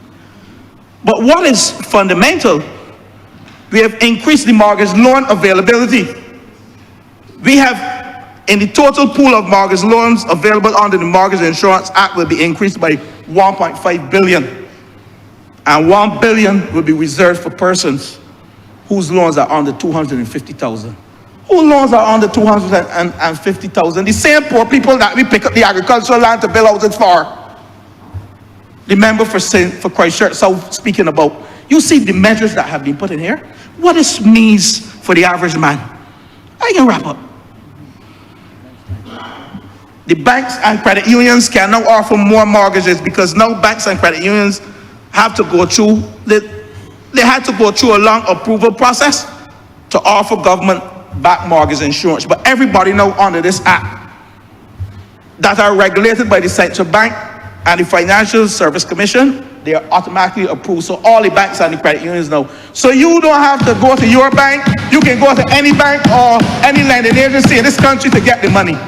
In addition, I can tell you more banks and credit unions. The mortgages, if you are borrowing less than $250,000 to buy a home, your bank will now pay less tax on the interest they earn from the loan. So when they pay less tax on the interest, you know what that means? They can take a risk at you because they have a low interest rate on the profits. So they have more money that they can risk at you, the low income person earning $2,000 a month. That's what the Prime Minister speaks about when she talks about the risking. The risking, because you protect the lender by giving them a lower interest rate on the profits, on the taxes, so they have more money to lend you, the poor people of this country. The land that we acquired, the agricultural land to build houses for poor people. So more money available, more money available. And I will summarize this, what this means for you. Easier to get a mortgage, lower mortgage costs, more money for home loans, fixed low interest rate, and more support for first-time homeowners. The people of St. George South, though. I end off, Mr. Speaker. You need to start to wind up. Yes, I am winding up. It would be remiss of me to come to this chamber and don't recognize those good people on whom backs and shoulders have reached thus far. Some are in this chamber listening to me. But Mr. Speaker, I applaud the government for the water measures in St. Lucie and in St. Peter. And like the member for St. Peter, I have to put a plug for my people of St. George. We have groundwater in St. George too. And I've said this before. In the areas of Middleton, Workman's, Fairview, Ellerton Gardens, the Monk, and some others, Waverly Court, we have groundwater coming through our taps as well. And I've asked my good friend and senior minister, the member for Christchurch West, to include St. George in these ex gratia payments, because my people wake up to brown water, they have to boil the water to cook. And I'm asking you to include them, not only St. Lucie and St. Peter. And it would be remiss of me to end and not allowing the people of St. George to know that low-income housing, despite the challenges with the land at Draxall, low-income housing will be coming to St. George South and to St. George, because I speak to St. George totally. But Mr. Speaker, these budgetary measures and proposals put forward and well articulated by the member for Christchurch is essential, builds on the solid foundation that we have laid. And indeed, there are synergies between what happened between 1938 and 2008 under this great Labour Party. So Matthew 7, 24 and 25, the solid foundation that we have built this institution and this government on remains. And I applaud the member for Christchurch, essential for these budgetary proposals, because Barbados, through resilience, the resilience and the regeneration fund, the growth measures, the inclusivity programs, and growth measured programs that are articulated, I don't have the time to go into, will serve not only the working class, the business class, but every single person in this house. in this country. And I intend to continue to build housing for poor people in this country because that's my mandate. And middle income people. And I thank you with those words, Mr. Speaker. I'm obliged to you. Honourable Member for St. Michael North. Thank you, Mr. Speaker, sir, and let me start off by acknowledging and thanking the good people of St. Michael North who have given me this opportunity to participate in yet another exercise of not only estimates of revenue and expenditure, but also the budgetary proposals for the ensuing financial year. Mr. Speaker, as you know, I do not take it lightly, the opportunity that has been given to me to represent their interests and to speak on their behalf. And I therefore want to thank them for this privilege yet again. Even as I start out by thanking them for the privilege of speaking on their behalf, I think I need to also apologize to them on the behalf of the Honourable Leader of the Opposition. And even as I apologize to them, I apologize by extension to the people of Barbados for what we had to endure over several hours in what could only be very loosely described as a reply to the budget as presented by the Honourable Member for Christchurch East Central. And I say loosely because from my position and vantage point, it seemed as if one was using, the Honourable Leader of the Opposition was using the opportunity in his reply to the budget to campaign and to lay a wicket for what he may seem to think is an imminent election that is around the corner. And I'm not sure where he got his information from, but I'm sure that when the Honourable Prime Minister and the member for St. Michael North East is good and ready, she will make the determination as to that fateful day. But the occasion was used, and I would dare say misused, to, as the old saying goes, campaign in poetry. And whilst we know that there are persons who would campaign in poetry, but they would then serve in prose and govern in prose. And I sat here like many Barbadians and endured repetitive, painful discourse that assaulted my ears and offended my sensibilities. I mean, it was painful, sir. I can't describe it any less than that. It was painful. And then at the end, to come and bring a whole bunch of so-called proposals just so you can say that we don't just accuse or we don't just critique, we bring recommendations and proposals and solutions, when in fact, the solutions presented and proffered, none of them even have a bearing in financial realities, economic realities, or reality, period. I heard, Mr. Speaker, the Honourable Member, I'm not going to spend too much time on the Honourable Leader of the Opposition because there's not much there to unearth, and it would be a misuse of my time to spend a lot of time on him. But I must say that I heard the Honourable Leader of the Opposition speak relative to his so-called proposals to strengthening the health sector in Barbados, that he would, first, he critiqued the fact that we were spending 2%, just over 2% of the GDP on the health care in Barbados, and he said that this was below some standards, and he then recommended in his proposals that they would immediately increase the investment and the expenditure in health care up to 9 to 11% of GDP. 11% of GDP by last year's statistics, Mr. Honourable Speaker, sir, would stand at $781 million in investment and expenditure. And as far as I know, I'm not an economist, a pie can only be so big. A pie is a pie. 100% is 100% is a pie. Now if I increase the expenditures that the government of Barbados has access to from healthcare, from 2% thereabout to approximately 11% of GDP, it would mean that I would have to take that money from something else. So I would love for the Honourable Leader of the Opposition that instead of using pretty words, that he would be able to use actual statistics and figures, use the math that he says he's not so good at, and present credible solutions to the people of Barbados. We're not opposed to criticism in this government as much as he would like to paint us in that way. We're not opposed to criticism. We're not opposed to solutions being proffered by others. In fact, we have shown on many occasions, Mr. Honourable Speaker, that we have listened to the people of Barbados even when it came to proposals that we put forward, recommendations and course of actions that we were seeking to take. And because persons within Barbados raised their voices either in opposition to what we were seeking to do or making recommendations and proposals to alter what we were doing, this administration took their information, their recommendations, their proposals to heart, and in many cases we have made adjustments to our path forward.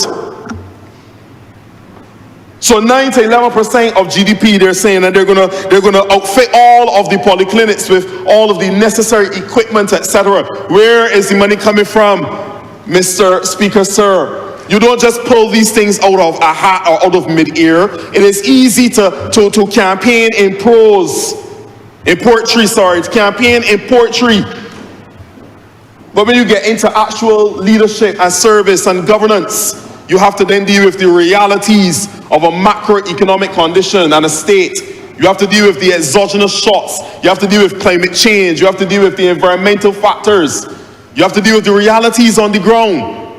And as much as we would like to say, take money from one place and put it somewhere else, of course, you have to manage competing interests and priorities. I'm sick and tired, Mr. Honourable Speaker, of hearing reference to the amount of consultants that are being employed by the government of Barbados. Mr. Speaker, no government has all access to all wisdom within its ranks.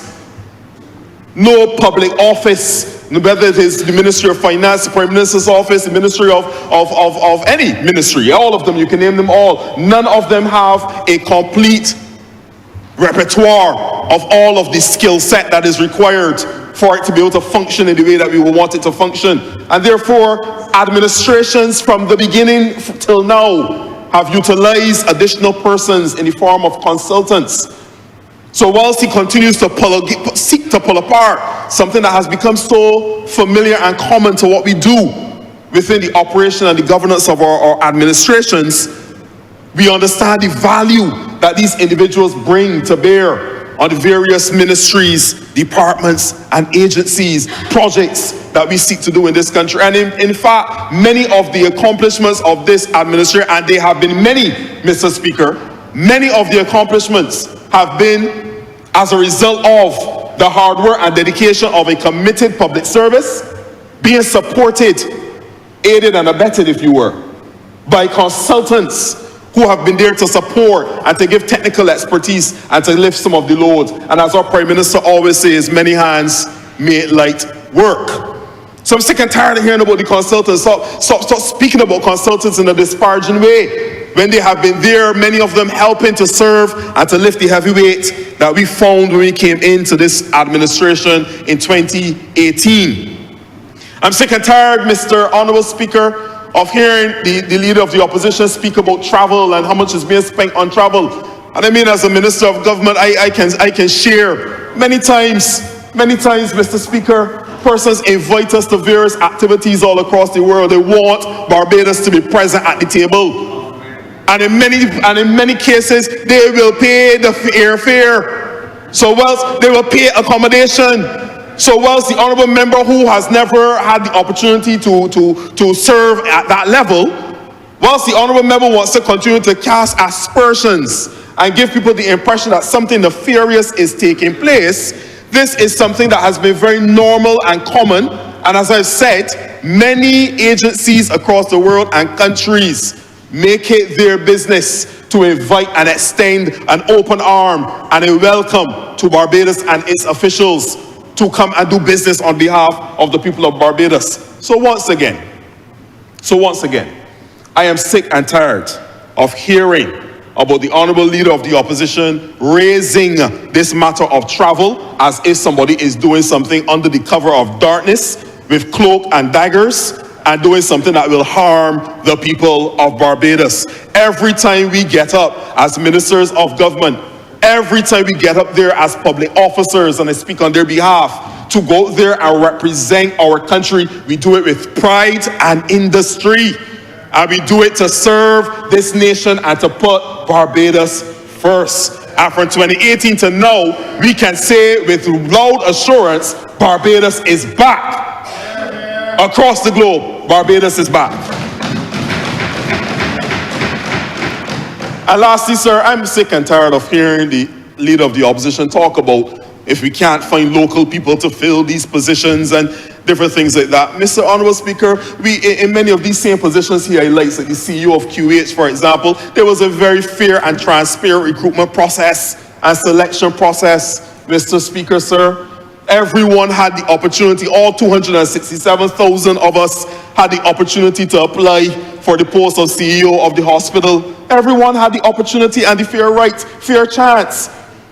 Are we supposed to sit down and say because we want to have, we have this nationalistic thing going on, we must select somebody from Barbados to fill every single senior post in the country, even though they do not apply? It is a nonsense, Mr. Speaker, sir, and I'm sick and tired of hearing about it. So having said that, let me move on now to the process for which we are here and the purpose for which we are here, the budgetary proposals. And I start by congratulating the Honourable Minister in the Ministry of Finance, the Honourable Member for Christchurch East Central. Mr. Speaker, sir, I found that this budget presentation was balanced. And the word that came to my mind even as he was presenting it and I was listening to it, deeply and profoundly engaged, was sincere. It came from his heart. His reference to his own experience and his own journey politically and even professionally was apparent within the words within that budget presentation. So I must applaud him for not only being sincere in the way that he has tackled his duties on a daily basis, one of the hardest working people that I've seen and known in these professional circles, one of the hardest and more dedicated persons. Rainfall, sunshine, snow, sleet, or hail, you can find the Honourable Member for Christchurch East Central on the job doing the work for people of Barbados. And therefore, I applaud him for his very sincere approach not only to his daily tasks, but also to this presentation of the budget on this occasion. I congratulate him for so doing. And there's a lot that's in this budget for the people of Barbados, and in particular the people of St. Michael North. And I'm going to go through a few of the things that were mentioned that I think would appeal to people in Eden Lodge and in Grisettes and in Cave Hill and Husbands New Development and Claremont and Clare Park. Let's talk about the minimum wage. The fact that there has now been instituted from 2026, January 2026 to be exact, an automatic 2% increase in the minimum wage that has been not only established by this administration, but now being increased on an annual basis by 2 percentage points. Mr. Speaker, I think that is transformational.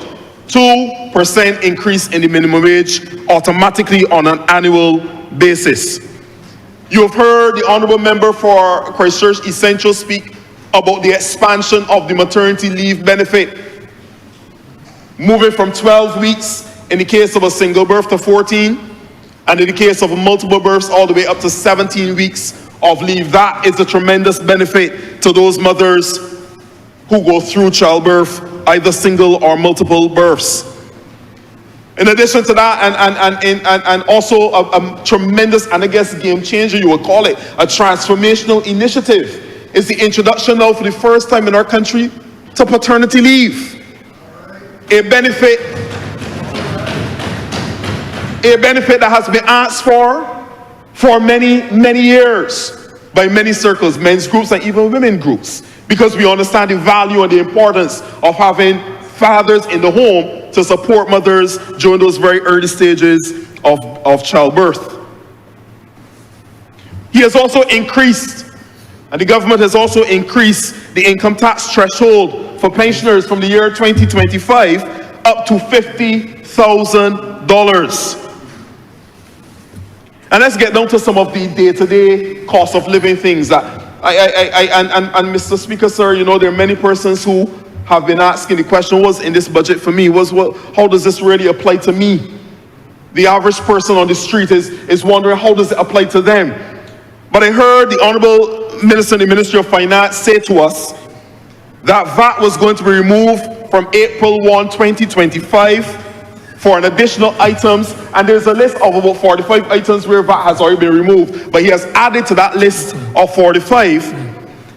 And these new items that have been added to the list where now VAT is being removed include mixed meats, sega, lentil peas, pineapples, Horlicks, and Vienna sausages, Mr. Honourable Speaker. And not only did we stop there, we didn't stop there, Mr. Speaker.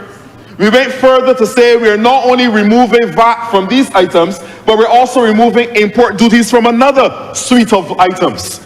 And those include pears, plums, grapefruits, and mandarins. And again, I hear persons within various circles asking, how is it that government is seeking to introduce, in some cases, an excise tax on certain snacks and items, and I'm going to come to that, but yet they're not seeking to reduce the access to the healthy items.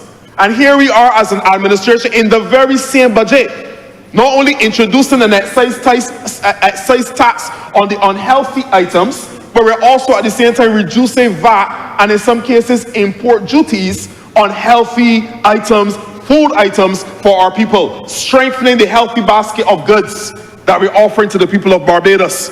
So we're not doing one without the other. The two things are working hand in hand. And I'll speak to the issue of NCDs a little bit further down. And I'm so grateful for healthy initiatives like this, where we're improving the access of our citizens to healthy and nutritious food items. I grew up on Sega. I grew up on Sega. So I'm glad to see. And that's why, so yeah, thank you, Honourable Member for Thomas. Thank you. Thank you. Sega. I love it. All of us. And we grew up on it, Barley. And it's good to see that even within this expansion of the reduced and removed VAT items, we have items like that would allow a mother to be able to go to the supermarket and buy Sega and put a meal on her children's table at the end of the day. And again, I come back to St. Michael North. And those who have been following me throughout my political journey thus far will know that I have introduced since 2022 the St. Michael North Community Wellness Program. And in that program, we go every single Saturday. Not every single Saturday, it goes on hiatus sometimes, but typically it's on Saturday mornings where we come together just for an hour as a community. And we work out together, we do aerobics, exercise and different things like that, just to get our people moving, because we understand the value and the importance of physical exercise. It's going to be this Saturday again. In addition to that, we've done many different community meetings that have been focused on health and wellness. This coming Sunday, we're doing another program on mental health in this case. So these budgetary proposals align well with what is happening within many of our constituencies across the ground in Barbados and in particular in St. Michael North. I'm also pleased to hear about the Home Improvement Fund, where microloans and grants are going to be offered to individuals to beautify their homes. Mr. Speaker, sir, I'm very, very, very pleased about that, because there are many persons within St. Michael North that I believe will take advantage of that. And it aligns again with another program, the St. Michael North Home Improvement Program, that I'm seeking to do and starting from this month, where we're going to be improving in a minor way, minor improvements and painting and repairs to individual homes as well across the constituency. So I'm very glad that I'm going to be able to get some assistance from the government of Barbados to be able to help us to expand that home improvement plan with under the funds and the grants and the microloans that are being offered under the Home Improvement Fund of the government of Barbados. Let me turn my attention very quickly, sir, as I continue on to the ministry. And as Minister of State and the Minister of Health and Wellness, I believe that this budgetary proposal does speak to a lot of the work that we're seeking to do as it relates to tackling NCDs. And I've heard about the introduction of the 20% excise tax that's being introduced on some of the snacks that we have in Barbados, Pringles and salted nuts and salted pretzels and different things like that. I've heard a lot of persons that have raised alarm about it, interestingly enough. And I mean, let's set the context for this, Mr. Speaker. It is not just that we are randomly saying we want to increase taxes on something. It is not just it's not so we can accumulate and amass massive amounts of money, Mr. Speaker. It's not about that. It is about addressing a serious concern that we have as a government, something that we believe can actually set us back developmentally and that can affect our ability to progress as a country and even survive as a country. And that is non-communicable diseases. 8 out of 10 persons in our country, Mr. Speaker, are dying as a result of non-communicable diseases. Whether it is diabetes, hypertension, cancers, chronic respiratory illness.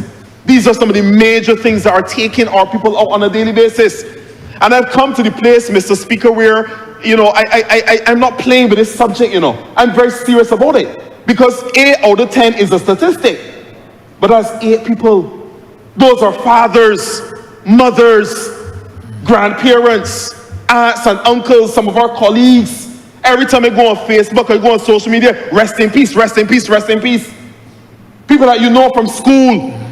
Every time you look around, we have too many of our people who are dying, and they're dying in many cases because of preventable, highly preventable illnesses, NCDs. Lifestyle diseases in many cases. And therefore, that is why we realize that these things in a small population like ours, Mr. Speaker, if this was United States of America, where it is a problem there too, we may be able to take the hit of tens of thousands of people dying annually. We may be able to take the hit. But in a small island developing state like ours, where every single person here represents a unit of production and productivity, every one of us have to be able to produce to make this country turn and to become what it needs to be. And therefore, when we have persons who are being struck down in their prime, it has a deleterious effect on our ability to perform as a country and to reach the goals that we have set for ourselves as a nation. So NCDs and the fight against NCDs is not a joke. It is a serious matter, and therefore we need to take it seriously. So therefore, the 20% on excise tax on those salty items, those ultra-processed foods are the ones that we are expecting to change some behavior. And even as I say that at this point in time, Mr. Speaker, I give just passing reference to the sugar-sweetened beverage tax that we would have introduced a few years ago. And cursory information so far has shown us that there has been a change in some behaviors and consumption patterns relative to the use of sugar-sweetened beverages. And I think that is something that can be applauded. There's still a lot more evaluation that's taking place as we speak. But from what we are seeing so far, we've seen people who have now moved towards healthier alternatives. We've actually seen an uptake in water, for example, since we've introduced the sugar-sweetened beverage tax. And this is something that follows the science all over many jurisdictions where these things have been introduced as well. So, Mr. Speaker, NCDs are a plight, and there are real people who sit behind these statistics. Real people who are dying, and real people who are mourning the death of loved ones because of NCDs. Childhood obesity is another major concern for us. Mr. Speaker, it is said that everyone in every three persons in Barbados, children in Barbados, are right now obese or overweight. 1 in every 3. And this is a significant problem, because not only being overweight and obese in your youth is a challenge in and of itself in terms of your inability to be as active as you would like to be, and maybe even some childhood illnesses and diseases that may confront you. But there's also a foundation that is being laid then for the development of NCDs as you grow and as you get older as an adult. And where we need you to be in your most productive where we need you to be in your prime and being able to lift the heavy loads and carry some of the weights in our country and to move our country forward, you may then find yourself stricken with a diabetes, or stricken, or we call it sugar, stricken with sugar, or stricken with hypertension, blood pressure. And these are things that we cannot afford to have. So we need to fight back on NCDs, which is why I applaud the introduction of the excise tax on these salty and ultra-processed snacks. And I want the people of Barbados to understand why we're doing it. It's not a punishment, but it is for us to move our people away from the things that we know and have been proven to be unhealthy for them, and we're encouraging them to move towards the healthier alternatives that are there, Mr. Honourable Speaker. But this sits in a suite of things that we have been doing as a ministry. We have not only introduced the sugar-sweetened tax, sugar-sweetened beverage tax, but we've also introduced legislation that will ban industrially produced trans fat from our shelves. We have also enhanced and broadened our screening guidelines relative to several of the cancers, colorectal cancer, in particular colon cancer, and of course we're working right now on enhancing the screening guidelines relative to breast cancer, prostate cancer, and of course cervical cancer, and those are the ones that affect our people most. And those updates and the updates to those screening guidelines is taking place as we speak. The honourable member has 2 more minutes. Okay, sir, I'm winding down. But I want to encourage, therefore, in the 2 minutes that I have, I need for our people to understand that the budgetary proposals that have been laid out are really there to help us to move as a nation towards a healthier state of being. Not only financially or fiscally, in a macroeconomic sense, but of course at the very individual and personal level relative to our own health and wellness. I want us to understand that every dollar that is spent on managing NCDs and seeking to prevent NCDs, but managing them more so because that's our daily reality, every cent that is spent on the management of NCDs is impacting and taking away from developmental spend, money that we could be spending in education, money that we could be spending across agriculture, money that we could be spending in many of the other industries and sectors that we have as a country. So as we're spending the money to manage NCDs that are largely lifestyle oriented and largely preventable, the money could better be spent helping us to produce more as a country and go further as it relates to our GDP. I'm well aware, therefore, that this fight requires behavioral modification.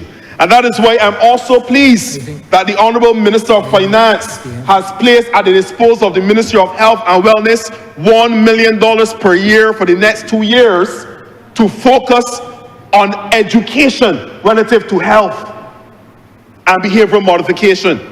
And I'm thankful that a lot of this is being used specifically as it relates to the NCD fight. So in closing, Mr. Honourable Speaker, let me once again declare my unreserved appreciation and support for the budgetary proposals for this fiscal year ensuing.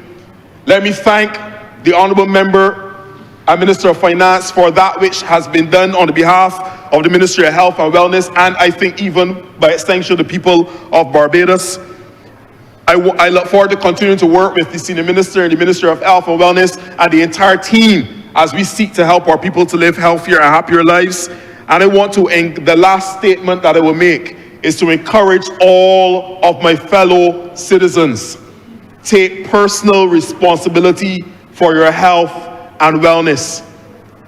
Reduce your salt intake, reduce your consumption of sugar, increase your consumption of fresh fruits and vegetables, exercise more, and exercise doesn't have to be going to a gym, but walk more, get up and be active.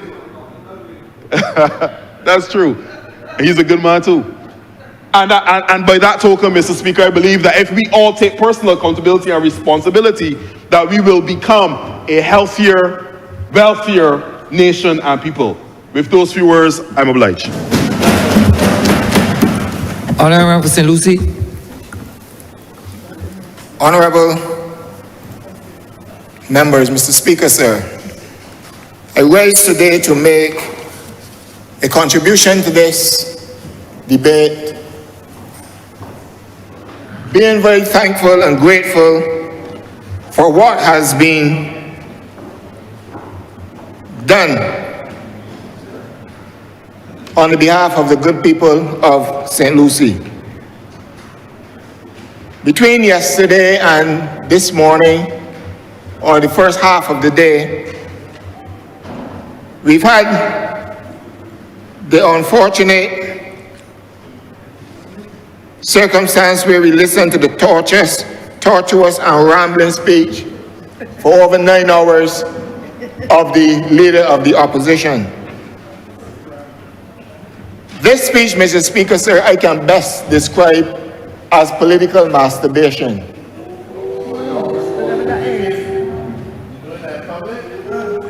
Mr. Speaker, after the masterful presentation by the Honourable Member for Christchurch East Central, we had to be subjected to such an unfortunate speech. Mr. Speaker, when I had a conversation with the Honourable Member for Christchurch East Central with respect to the budget, I indicated, and I'm sure a number of us did, because we do things in this party as a team, with sincerity, helping each other, because we understand that one man doesn't form a government. It seems that the leader of the opposition believes so. But we operate as a team, Mr. Speaker. You and I know, as having examined the budget, with all the measures introduced, I particularly, Mr. Speaker, want to speak about the bullet where the Ministry of Finance will pay the Barbados Water Authority. I'm talking water this evening, because there have been a lot of rambling around and running around and people knocking about themselves in St. Lucie, want to champion themselves as being on the behalf of the people. But I will let you know, Mr. Speaker and all members, where this started. They talk about the ministry, the budget said the Ministry of Finance will pay the Barbados Water Authority $32 per month on behalf of all affected households in St. Lucie and St. Peter, who continue to be affected by brown water from April 1st until the issue has been resolved. Mr. Speaker, I have listened, and there have been encounters with myself and the Honourable Member for Christchurch South, if he still belongs there, because that is where he was elected to serve, and has made mock sport of the people of St. Lucie by calling them brown water. You see, Mr. Speaker, the water issues in St. Lucie did not just begin now. There were issues which were there before. But the thing about this Barbados Labour Party is that we face issues and we fix them. It goes as far back under the late Professor Owen Seymour Arthur, Mr. Speaker. We began a mains replacement program in St. Lucie from as far back as in 1997. But you know what, Mr. Speaker? And I don't take this as a political issue, but since it is placed in the realm of politics, then I will respond. I have kept relatively quiet for a while, but I choose to respond to the Democratic Labour Party and its stool pigeons this evening. This evening, Mr. Speaker, from 1997, the Barbados Labour Party began a means replacement program in St. Lucie. 1997 to 2006, and I want you to note this, because when the government was changed in 2008, the program stopped. The program was stopped. So that has contributed immensely to what has taken place or is taking place in St. Lucie now. and the Democratic Labour Party walking about themselves in St. Lucie, trying to make people think that it is because of the Barbados Labour Party. They did main replacement in 2014 and 2015. And you know when it started back? In 2018.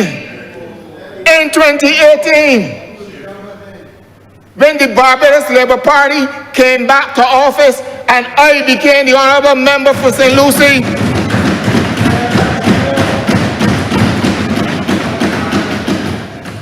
Mr. Speaker, they must be talking about Kelmanomas. See, I thought that was done.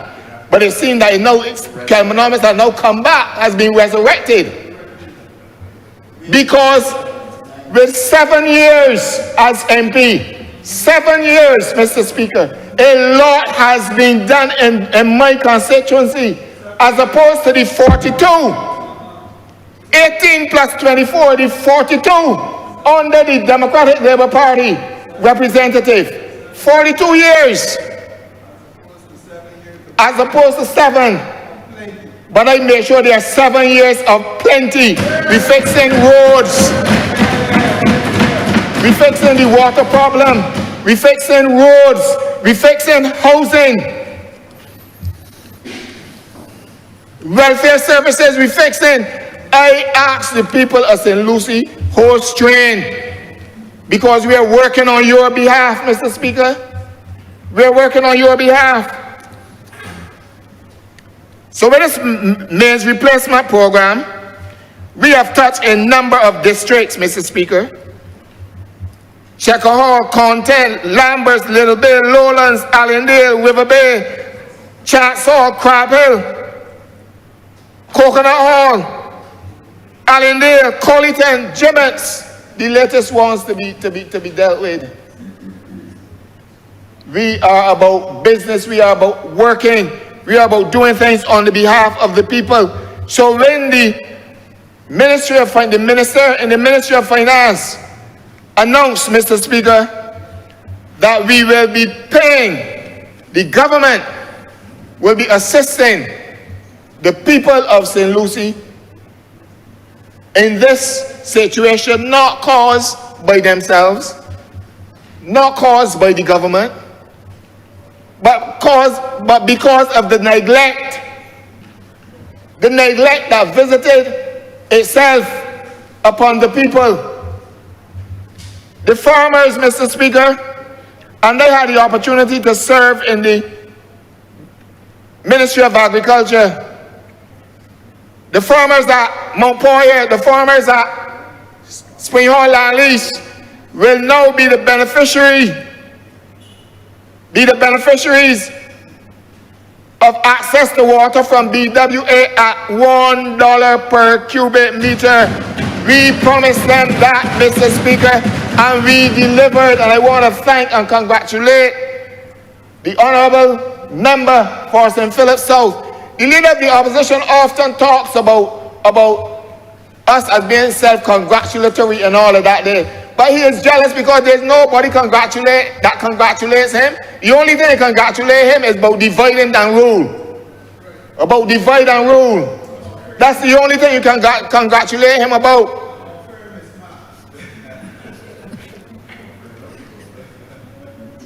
Going into a party submerged to the top, I will call it. Submerged to the top in a party. You ever hear a man called Archie? You remember when I was in school, there was a song, Archie Break Them Up. And that is the name that I will give him. The Honourable Leader, the Honourable Member for Christchurch South, currently. Archie Break Them Up.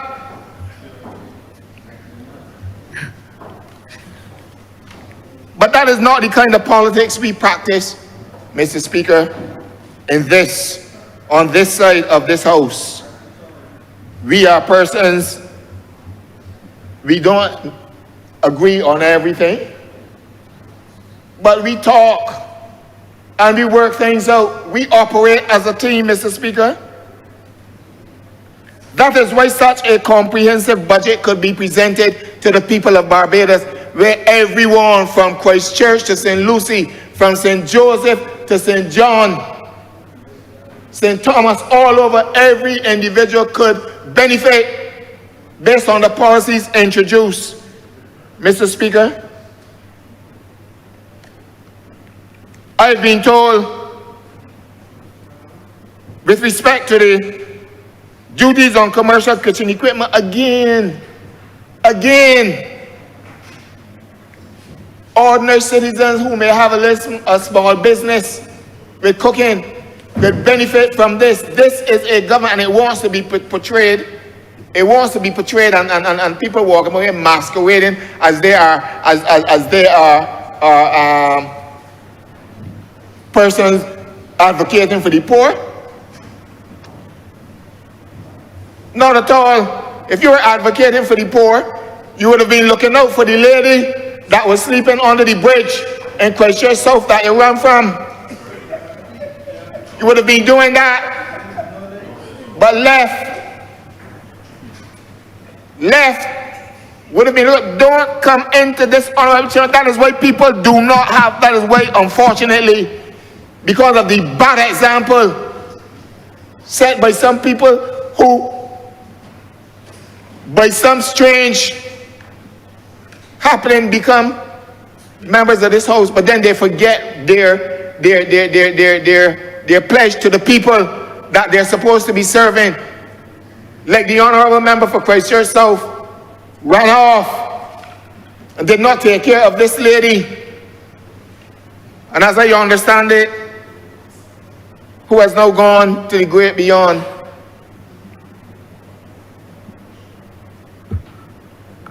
That is what has happened, regrettably. But a member of parliament who cares about his constituents, when the going is rough at times, you have to sink your foot in the ground, stand on the rock. Stand on the rock. As of course we used to say, my mind made up. And push forward. Push forward on the behalf of your constituents. Mr. Speaker, recently, and I learned of this, we had an outage with respect to water today, but over the weekend, the work was still continuing when the BWA, Mr. Speaker, were putting in a new 10-inch water main from Allendale to Six Mins. A new water main to help us in the north. There was some discomfort for the people, but the BWA kept always in touch, always sharing information. And I want to thank publicly, I publicly want to thank the crew, the BWA and the crew, for the work they would have done on Saturday, and as well the members, the drivers and so on, and the supervisor who service who ensure that that various communities, as far as Chaka Hall, Half Moon Fort, Clean Cakes, Broomfield, Babs, Maycosters, I want to thank them for ensuring that these people were given, had the opportunity still to do their chores. I visited Maycosters on Saturday evening and had a good conversation with a constituent, and I wouldn't call the house number, but I believe she may be listening now, and I made commitments to her, and we rest assured that I will not rest or relax until these issues that affect the people of St. Lucie, whom I am happy to represent, who sent me here to this house on 2 occasions to represent them, and will send me back.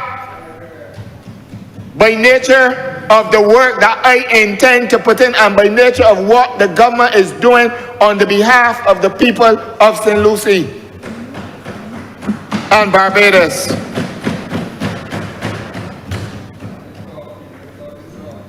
Mr. Speaker, I want to close because yes, already.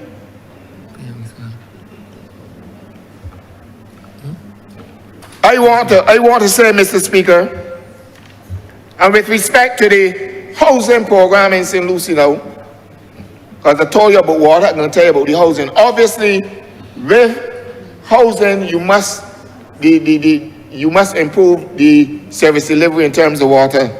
But we have, and I've been to these constituents already at River Bay, where we need to have, these people need to be given the right of ownership. I remember, and I don't wish to call his name, but permit me, Mr. Speaker, to speak about Mr. Goodrich. They have been living on this land for a number of years. And they will want the opportunity, Mr. Speaker, to be able to purchase this land at $2.50 per square foot, where the government paid the difference.